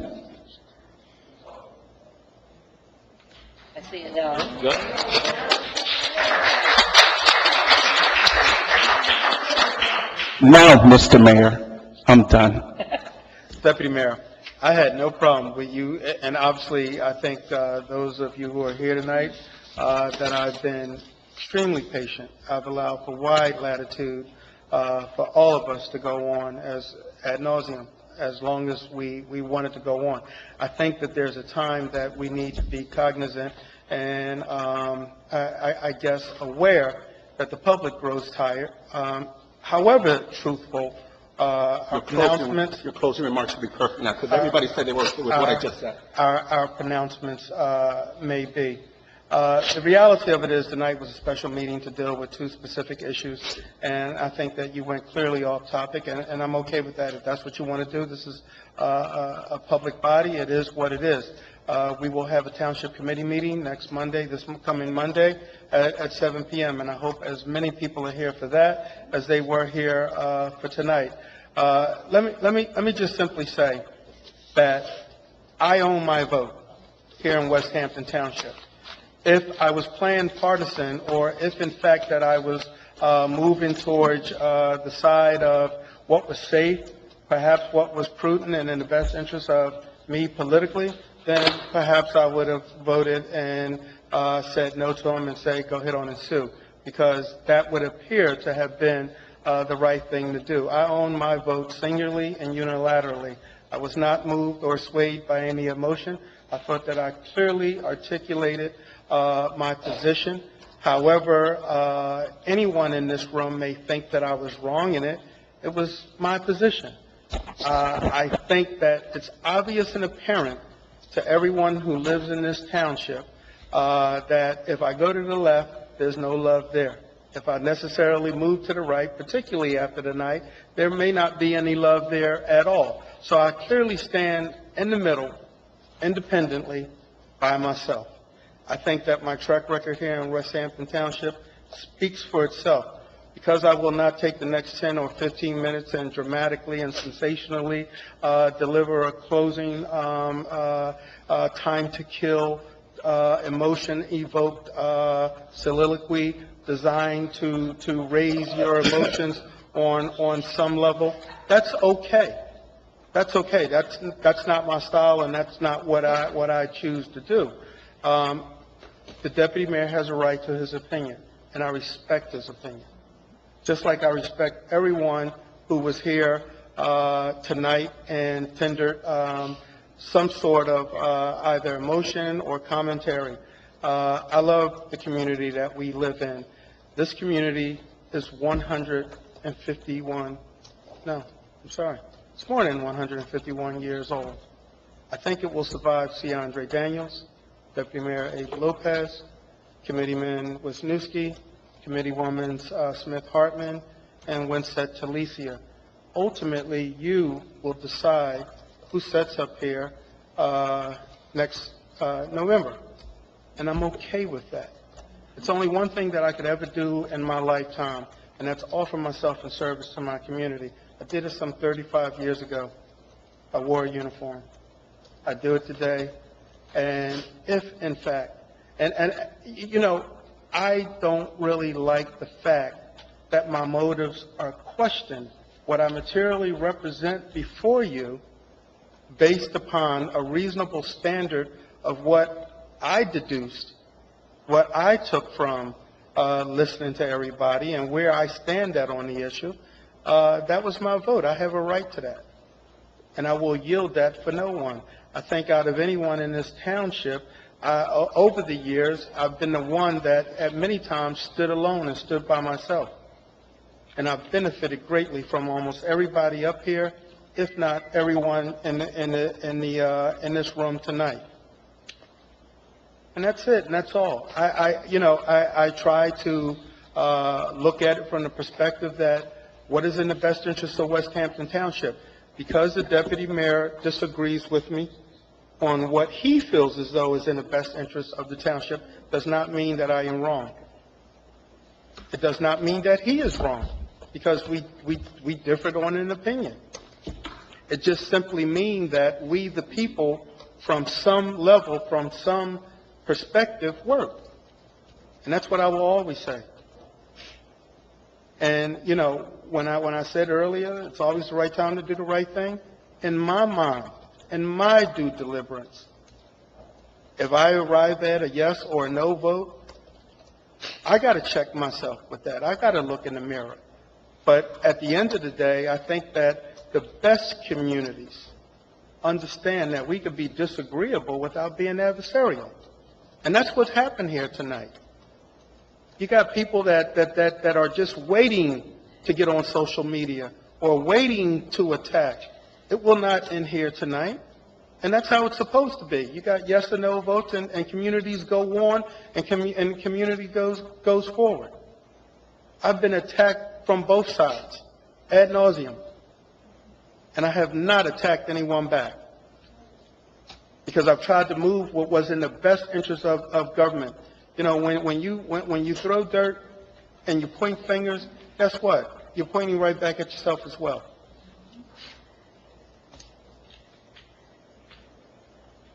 So at the end of the day, maybe no one won tonight. Maybe no one won tonight. Democracy sure didn't win, because at the end of the day, if you're besmirched, if you're looked at like you're less than an American, if you're looked at only when you agree with me, you're a good American and a good West Hamptonian and a good person because you agree with me. And in the instance, God forbid, you don't agree with me, you're a bad person and we're going to get you. Who does that? And for what? The greatest things I will ever do is say, yes, I do, and wear the uniform, and join the Air Force because I thought it was an economic way out, that I thought it was hope and opportunity. And then a war happened. And because of that, of course I didn't give all, but I would become a 100% service-connected veteran just because I served this country.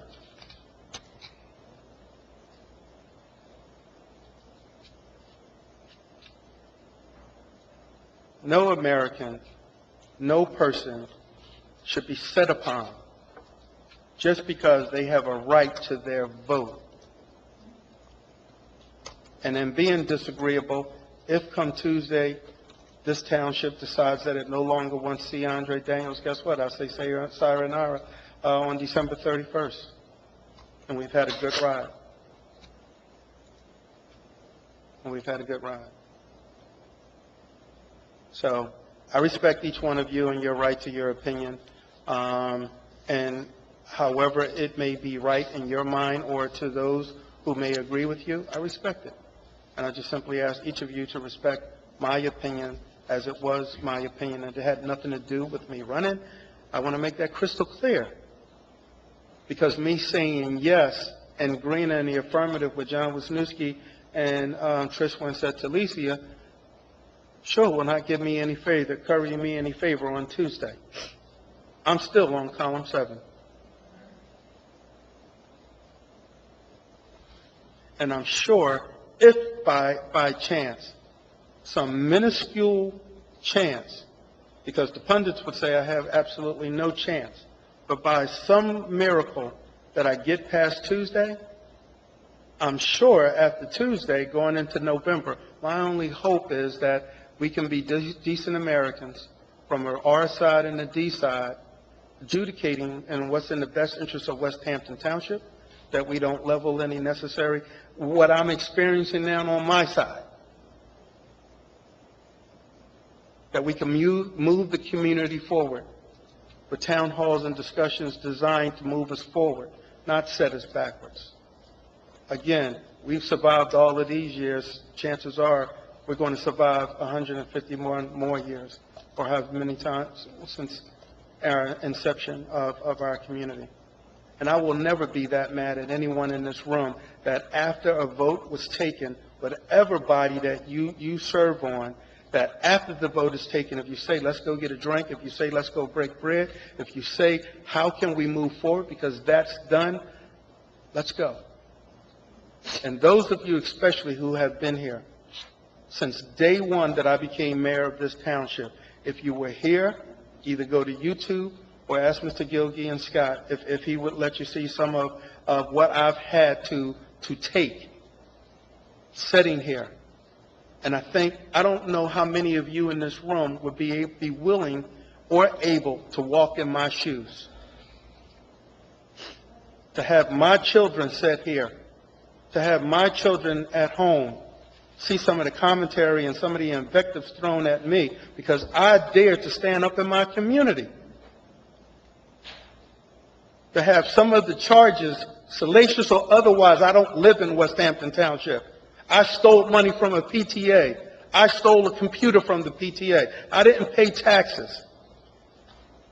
I could go on and on, too. I can get very dramatic, too, and I can do the same daggone thing. To what end?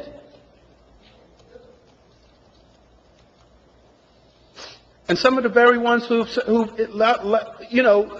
issued those charges, when you found out, in fact, they were not true,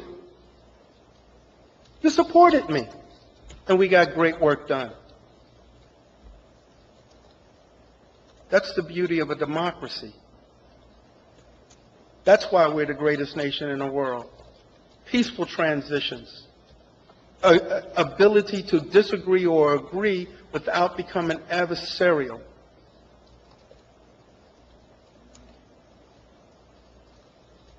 That's all I have. I'll accept the motion for adjournment. Motion to adjourn? Second. You guys want to have a drink? I'm always ready to have it. But you can't get upset when you're